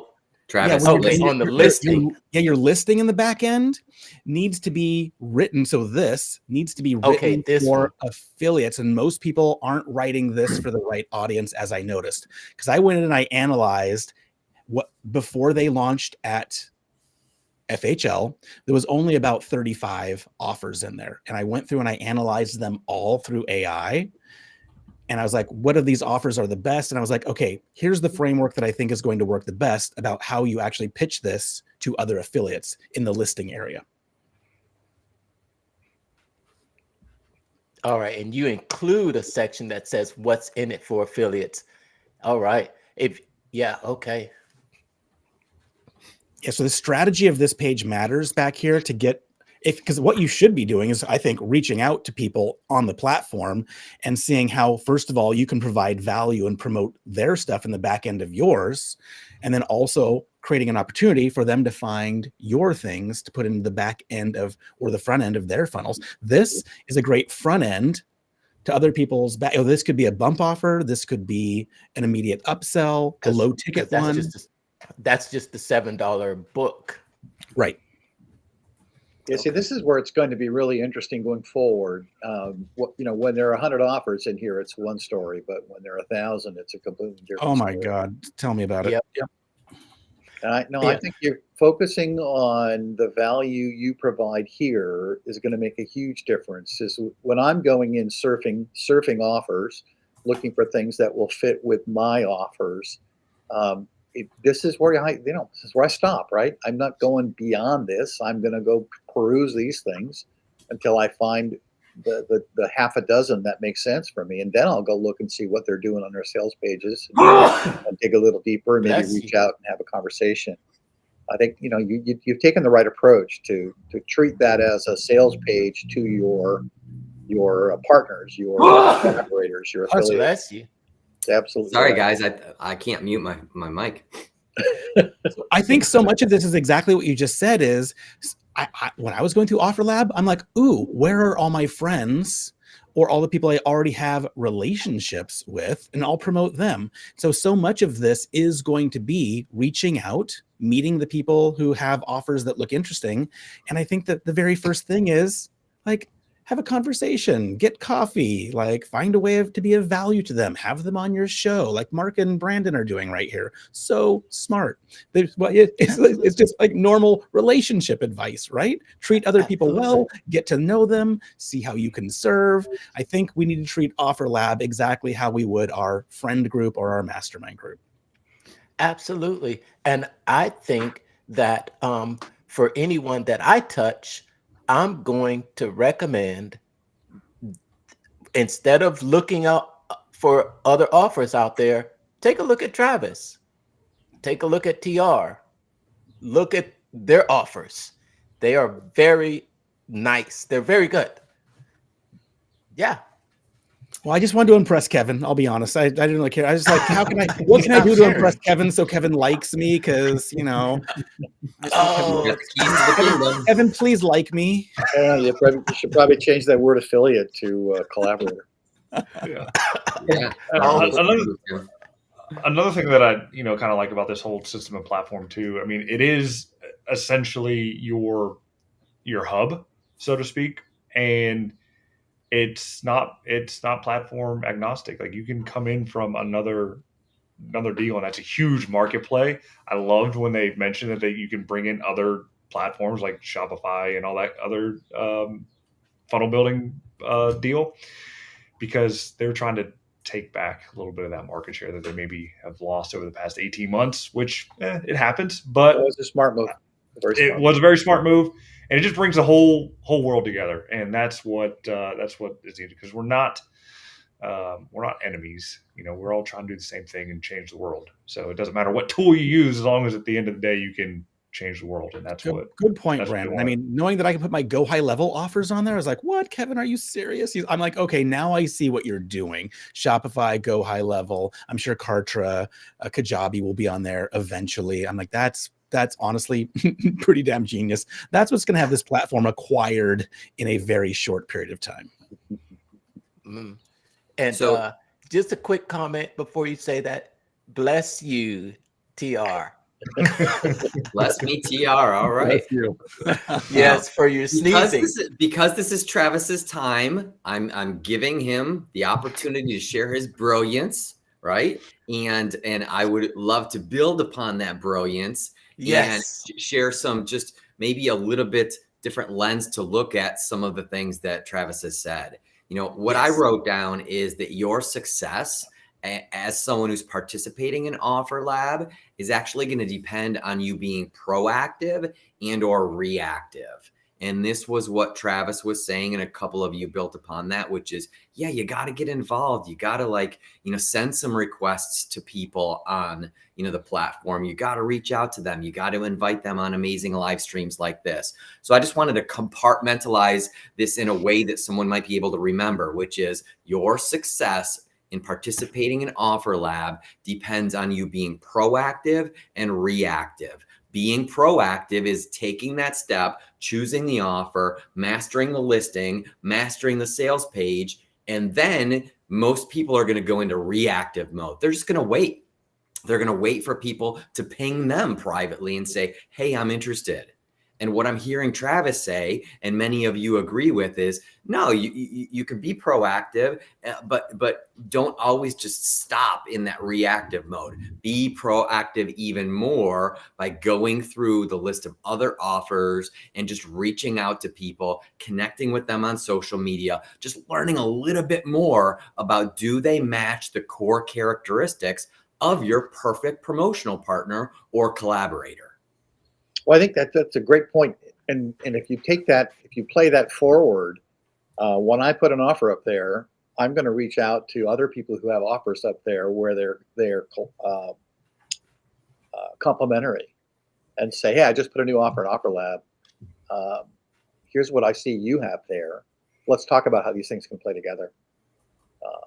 Again, I think that it's going to get overwhelming very quickly. When this opens up to the world, frankly, it would surprise me if there were less than 5,000 offers in here by the end of the year. It would surprise me. It's going to be the way they're categorized, the way you find people, the way you connect with people is going to become critical. When Kevin talked about the fact, they opened it up, 1,200 people, 1,500 people signed up in 30 minutes. When this thing gets out into the world, that's going to be small potatoes. Mm-hmm. My biggest worry, not to bring any negativity to the platform, what it is just the type of offers that get put in there. One of the things that was mentioned in the breakout room, or at least on the Zoom that was last night, is that he's not looking for this to be a Temu or a TikTok shop to where you're just dropping in some random drop shipping deal. He wants to equate it to something more of an Etsy, to what something you've put together, you've curated yourself to put out into the world. I think you have a point there, Tim, but I also believe that the cream rises to the top. and even when you look at other affiliate marketing platforms, there are going to be certain offers that will climb to the top. And I think that's, I don't, tend to be the ones that are probably getting promoted more potentially, or there's more exposure on those, or people know about them more. Maybe they've gotten, I think there's going to be a ranking system also where That's going to have to be. Yeah, there's going to be a ranking system that people will be able to see if others are recommending it. So I think there might be some, and this is what I'm thinking. You tell me if I'm wrong with your insider knowledge, but I believe there's going to be some type of indicators that would give people more incentive to partner up with certain offers. Are you saying that Offer Lab is going to go hot or not on us? Yes, they are. Yeah, thumbs up or thumbs down. That's how Facebook started, right? Swipe. Yeah, it's gonna go swipe left, swipe right. So out of the gate, because there will be less votes, if someone gives you a thumbs down, your percentage from 5 stars is going to immediately drop. Yeah, right? I think. So we got to take care of our collab, partners, and just be honest with them, saying, "Hey, listen, this is new. There might be some hiccups as we're transitioning our offers into Offer Lab. Always keep an open line of communication, because my relationship with you is a priority, and my relationship to your referrals is an absolute priority." Kevin mentioned something when we were there at the breakout session at Funnel Hacking Live. And he mentioned something about it's going to be like your Uber score, like Uber drivers. How every time you get out, you get on Uber. I remember because the girl sitting next to me said, "What's an Uber score?" Because she's never taken an Uber before. So I know he did mention something similar to like, give me 5 thumbs up, give me 5 stars, give me a 5-star rating. So I believe there will be something to rank the offers, and I'm not sure if they will as far as the search is concerned, I don't think it's alphabetical order, but I'm not sure what they're using, some type of algorithm, same thing that Facebook uses to choose which which posts come on your feed. I'm not sure how they will decide that, but I don't think it's alphabetical order. I'm It sure it'll be could be conversion could based. be. I think Kevin was saying that it'll be based on sales and conversions and the number of refunds, things like that. It would make sense. Okay. That and traffic too. They could probably take that into consideration. Well, let's consider this, guys. This is honestly, I think, a really important discussion to have. So think about, there's some players already on this platform where they've built so much brand equity already. Let's just take one, for example. Pedro's on here, Pedro Adale, right? He's got the whole challenge thing. Challenge things, challenges come in and out of favor, right? Like everything. I think it's really smart to find the products on OfferLab that we already know sell really well, like a Challenge Secrets that's got tons of social proof and lots of ad spend behind it. Lots of people know about it. Lots of people talk about it, and making a small introductory ebook or t-shirt or front end thing that then with the very next offer is something people have heard about before, but maybe not have purchased, like Pedro's course on challenges, right? So there's so many ways that we could add something before something really successful. So there's a lot, like maybe we could make an AI chatbot, a custom GPT in ChatGPT that helps people come up with their challenge idea. And we sell that for $5. And then the very next offer behind that is Pedro's offer that already sells really well, right? So I think we can make all these really interesting, simple, useful front ends that sell an already successful back end offer. Oh, you're absolutely right. That's a conversation that I had with several of the guys in our room during the breakout session. Is I honestly believe this is going to completely change the affiliate game. It's no longer going to be, here, I'm going to give you my free thing and send you to my vendor's link. It's now going to be, hey, what kind of value can I put in front of my very successful vendor's product? And you're going to see sales skyrocket. And this is so, the piece of the chat I think is also brilliant. Great point is that we can also be talking about, I could be talking about how going through Pedro's challenge course changed my business. How the very first time I learned his process, actually I learned it from Roland. Roland learned it from Pedro. Roland taught it to me. I built it for John Asraf, and we did an $800,000 challenge that next week. So I could talk about how that has changed my life and how it's changed many of the lives of the clients that I've worked for, and then just put something small in front of it. Like, here's the easiest way to come up with your challenge idea. Boom. Next thing goes into the program that I'm already edifying because it's been useful and helpful for me and the people who I work with. Absolutely right. Absolutely. Do you know if there will be a time limit for the superstitious interstitial? Yeah.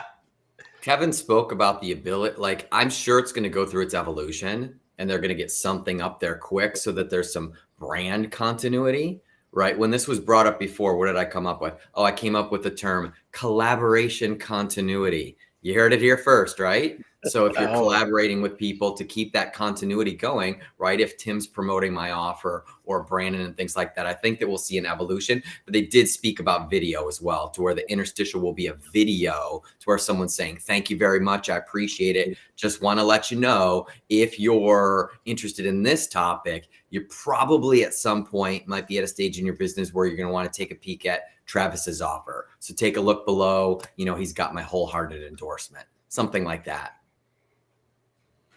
That's going to be key. I mean, it's that social proof, behind it. Because again, you've most likely purchased the thing that you're looking to promote. So you have that firsthand experience, and people trust firsthand experience over just getting dropped on a random landing page, not knowing the sales process. Because this is not only is this new to us, this is going to be new to the customer. They never experienced a buying process quite like this, to where they're coming in maybe on one brand and then getting pushed another brand after the sale. Mm-hmm. We also have to be very careful. Like, our brand reputations are here on the line. So not only do we need to protect our brand for what we sell in OfferLab after our offers for our bumps and our upsells, we also need to be careful about who's promoting us. It's like the white labeling inside of ClickFunnels, where you can whitelist who you want or not to promote you. And I think it's gonna be very important that we do police and keep an eye on who's promoting us, to make sure that the values are in alignment, to make sure that like my question is always this: whenever an affiliate wants to promote something or want to do a joint venture, I always want to know, okay, so after I promote you, what do you do with the list of people that I'm sending you? How often are you mailing them? How many other offers? And so some people I've declined working with because their back end, when I promote my audience to their offer, is just hammering them with other affiliate offers. And I want to know that before I promote, because I want to protect my audience first and foremost. Randomly spamming your link in all types of groups. And that's another concern that I always think about, Tim, when it comes to the other affiliate marketplaces. No, you're absolutely right. You're absolutely right. It degrades that person's brand. If you look at the pre-approved offers in affiliate marketplaces, most of them are junk. And that's because anybody can grab that link and just start spamming it around. And those aren't things that I ever recommend. Whenever we go into those types of training, we're looking at the cream of the crop. I want my affiliate marketers who are going to these places to be turned down the first time they request it, because they don't have any social proof yet. And they need to get in there and prove to that supplier that they're the right person, they're the right affiliate to market that product. And so when they come back to me and they say, "Oh, I haven't been approved for anything," my follow-up is always, "Well, what have you done? Did you reach out to the person? Did you talk to them about your plans?" And I don't mean you put the little paragraph in there that says, "How do you plan to market me?" So why is this product important to you? What are you going to do, and who's your audience? Because you have that conversation, 9 times out of 10, you're going to get approved. But if you just go out there and say, "Hey, I want to promote all this stuff," I really want you to get rejected. It should be a high bar. I think there should be. I love that point. I love having high bars for people to jump over, because we know most people won't. That's right. So and for the viewing and listening audience, I put in our private chat that we must lead by example. So I'm making a commitment to the other 4 dudes on this call and everybody listening and watching right now, out of the gate, while this community evolves, if you lead by example, then people will follow in your footsteps. So let's lead with that authenticity, lead with that not spammy type of approach of things. And I guarantee that the masses will most likely follow in our footsteps and the frameworks, that we're, sprinkling on this call today. Yeah, you're absolutely right, TR. It's a great point. Yes. Yes. Loving this conversation. Awesome. It's amazing. Yes, lead by example. And other than that, I don't know. Have we covered everything, OfferLab? Are there any more tips that you have for us, TR or Travis? I know that you've got a few offers up on OfferLab, TR. Just a few, 18. Just well, keep in mind he had a 2-week head start on us, so he had the time to put them up there. We've had 5 days. So here's what I have to say with that, right? Kevin and I are both local here in Orange County, California. We're friends, we're fellow mastermind members, and it was my commitment to his success, which is, okay, there's an opportunity here that I see. And there's also for myself, and then there's an opportunity that I see, to support a colleague and a fellow mastermind member. And that was to get a variety of offers up there prior to the introduction of Kevin and Russell from stage. And now it comes down to showing up to these, like mini masterminds, hosted by you guys, and flushing through some ideas and then going back and fine tuning some things. So like Travis said at the very, very beginning, he's like, so what are we doing, guys? Are we talking about strategy? Are we talking about SLOs? Are we talking about mid-tier offers, right? This conversation could go on and on and on and hours and hours and hours. And today, I think as an introduction for all of us to each other, all of us to your community, Brandon and Mark and stuff like that, I simply just want to say there is opportunity staring you in the face. Whether you are someone that simply wants to put your offer up there and only be a recipient of other people promoting yours, because you can make that work for you and you can be in alignment and in integrity, which is I'm simply going to put my proven offer that fills a need in the marketplace with a niche avatar. I'm going to make it appealing and I'm going to be proactive and reactive on the platform and make some stuff happen for me so that I can serve and support more clients and community members. You can make that work. And then you can also make it work, in flavor number 2, which is, okay, you're going to take some other people's offers and through trial and error, figure out, do you do their SLO first and then yours is an upsell, or your SLO and their upsell, and maybe even incorporate a bigger brand, of someone's that's out there. So there's a variety of different flavors that you can test and measure. And it comes down to the innovators, the early adopters like us. So I just want to say kudos, to Mark and Brandon and Tim and Travis, and myself and Sherilyn for Awesome showing group up right and here. seeing, hey, there's something here. Let's listen and learn from peers and colleagues and figure out how to make this to where we can all win. Love that. Yes. All win, TR, I think is the big point here.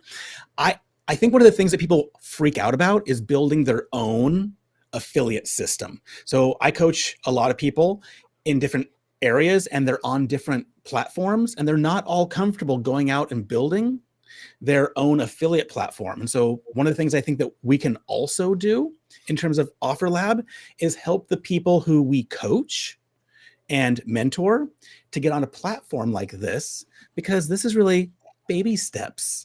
And then we can show them how they can collaborate with each other in a way where they don't need to manage, build, futz with a complete affiliate system. And they could use something like this. The thing I love about Offer Lab is you're guaranteed to get paid, because do we all know affiliates who maybe or may not haven't paid us after a promotion? What I love about Offer Lab is the integrity of knowing you're going to get paid. And I even have some of our affiliates, they just don't know that they're supposed to go in there and check every month because they're new to this online business, because they're an expert at something else, right?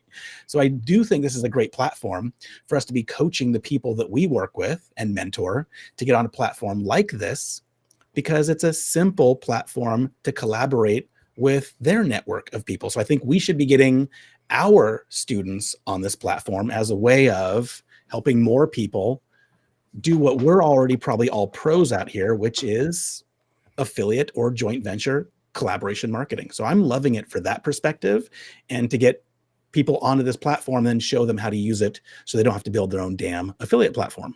No, the payment model is absolutely brilliant. And it's clearly one of the things that all of my customers struggle with. And I can't tell you how many people reach out to me every month and say, hey, I haven't been paid by so-and-so. Can you help me? I know you have a relationship with them. And it's just, it's rarely a matter of somebody trying to rip you off. It's mostly tracking and paying attention and doing the detail that you have to do every month to pay off those 42 people who are out there selling your product.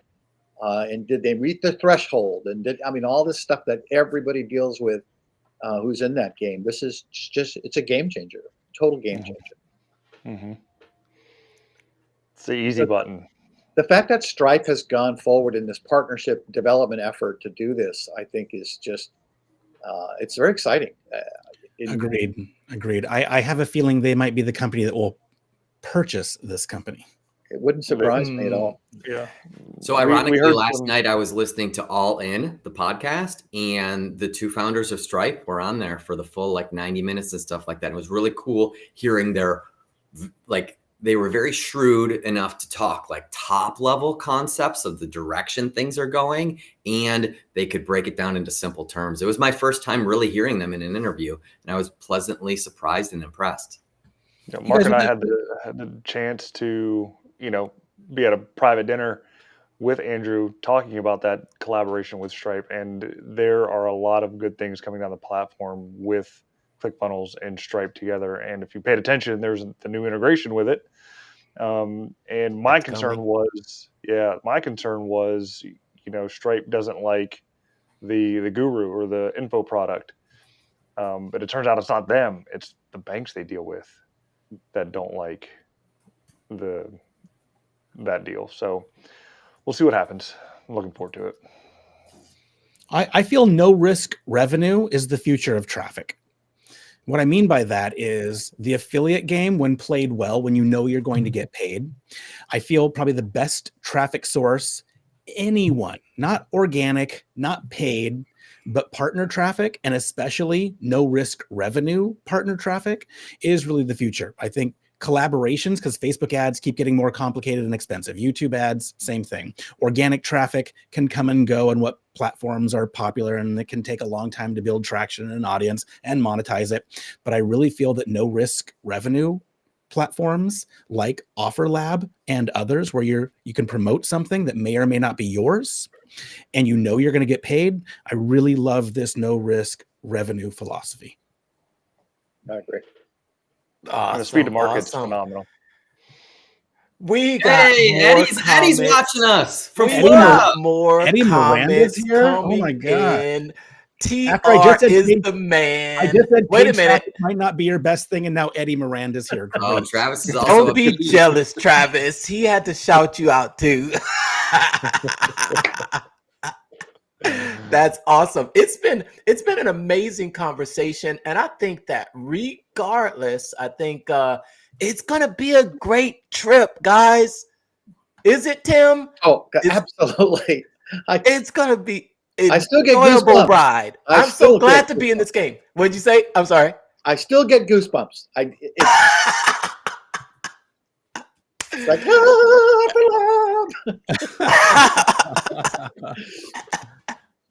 we are along for this ride. We are we've been honored to be amongst in that room amongst the first to come in and just put our stamp on it and actually have a foot in, and maybe even some say in the direction. I'm pretty sure, Tim, you're going to be in there. I know you too, Brandon. But just to be on here and get the insight from you, TR and Travis, thank you. So happy to be here, Mark. Love that you put this together. You're really leading the space by doing this. So thank you. Oh yeah. Brandon, yeah. you guys put together such a cool group of people, and you guys consistently do this.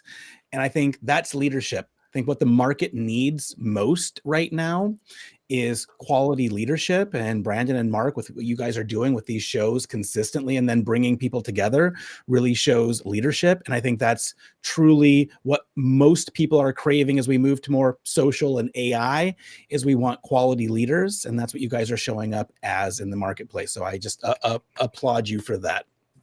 Thank you. Appreciate the kind words. What Travis said.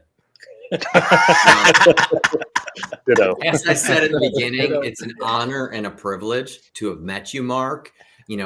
Like when you asked me up front, some tips and golden nuggets that I took away from, Funnel Hacking Live. As I said, the fourth one was be personal, and look at the reward I'm getting from being personal and actually manually sending you an email when you just clicked a button within OfferLab and said, "Hey, TR, I'm interested." Right? You replied, and then you're like, "You're here?" And I'm like, "Yeah, I'm here. Let's meet up." And so we met up, and I just, feel like the proof is in the pudding with regards to relationship-based marketing methods. That's something that is my lane, and I'm continually rewarded. And it's an honor and a privilege to be pleasantly surprised that I am the opener for Travis Houston.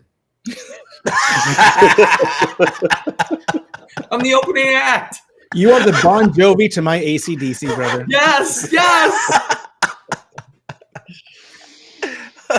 I am the Skid Row to your Scorpions.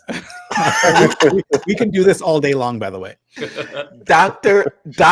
Momentum. Dr. Momentum. We should end this with Travis's theme song. Well, before we sign off, you've got to get final words from everyone here.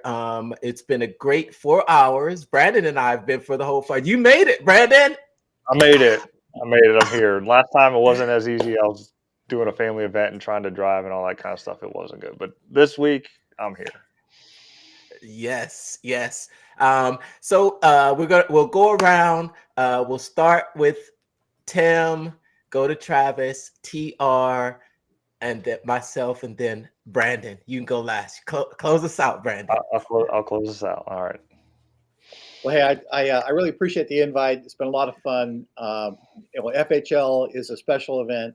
I know we're going to see more live events. They'll be smaller, more intimate. We'll do some connect events ourselves. I'll end up doing one here in North Carolina, I'm sure. But it's I've appreciated being on and having the opportunity to speak to your audience, share some wisdom, some old fart stuff. And I look forward to where we're going here, because I think this is going to be a fun ride, and it's just great to be a part of it. Love that. Well said. So final words for me are, I have a belief that the fortune is in the foundation, or said another way, your fortune is in the foundation. And the higher you want to rise, the deeper you need to go.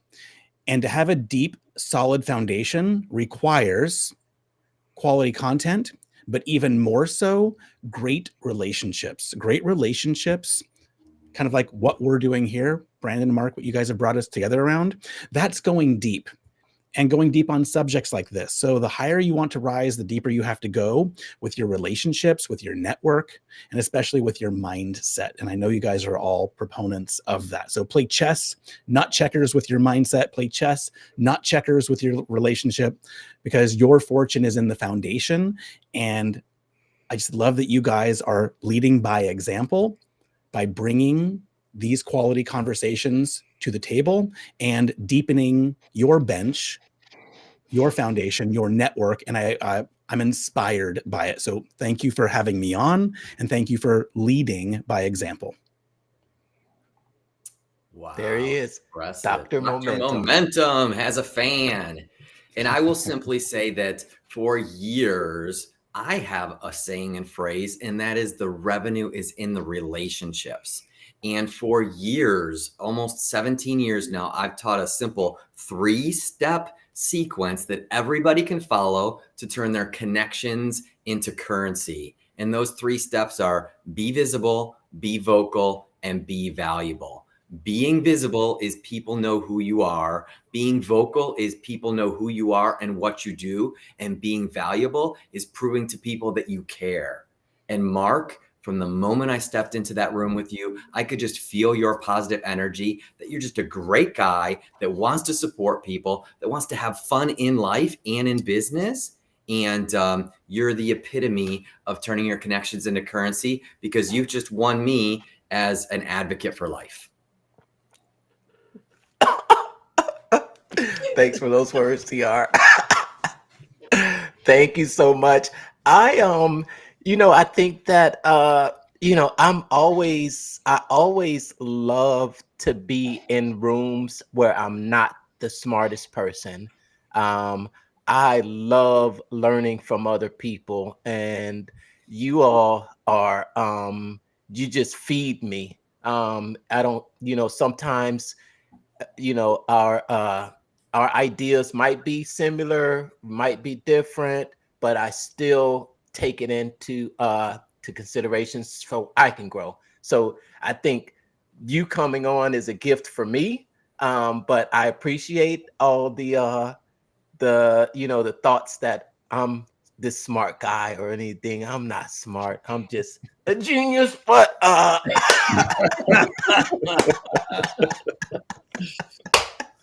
But I thank you all for coming on. I thank you, Brandon, for showing up, always being consistent there with us. You know, it's hard to find people that just show up all the time, but I think we've developed a relationship where we're just two peas in a pod. Sometimes I want to push you out of the pod, but that's okay. Feelings mutual. Yeah, I know. I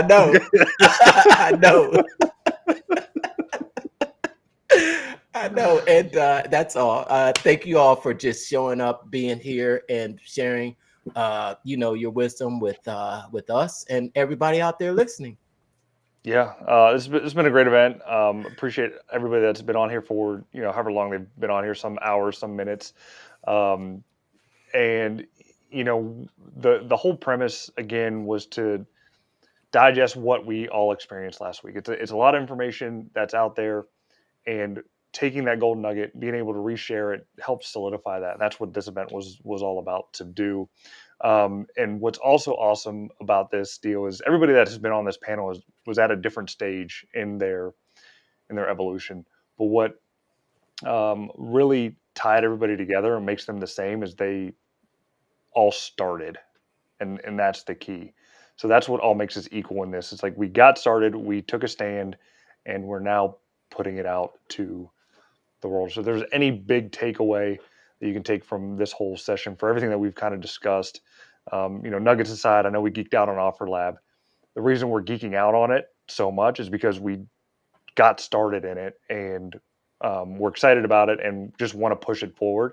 So that's it. Find what you're passionate about, get started, push it forward, and then stay in touch with everybody that you want to bring along the journey with you. Well said. Awesome. And last words, just give a special shout out to Restream, that this live was brought to you by Restream. Isn't Restream like a party here? Restream is a party. Zoom is a meeting, but we're in a party right here. We've got the background, the couches. This is a party. Thanks to Restream for bringing us this live episode. And make sure to check out the show notes by scanning the link. Scanning the QR code, and you'll get all the good nuggets, even behind the scenes access from some special features and scenes that weren't broadcast during the live, but you'll get all of the information by scanning that QR code. And just give us a couple hours, then it'll be live. All right. Thanks so much for tuning in, and we will see you on the next episode of Pitch Practice.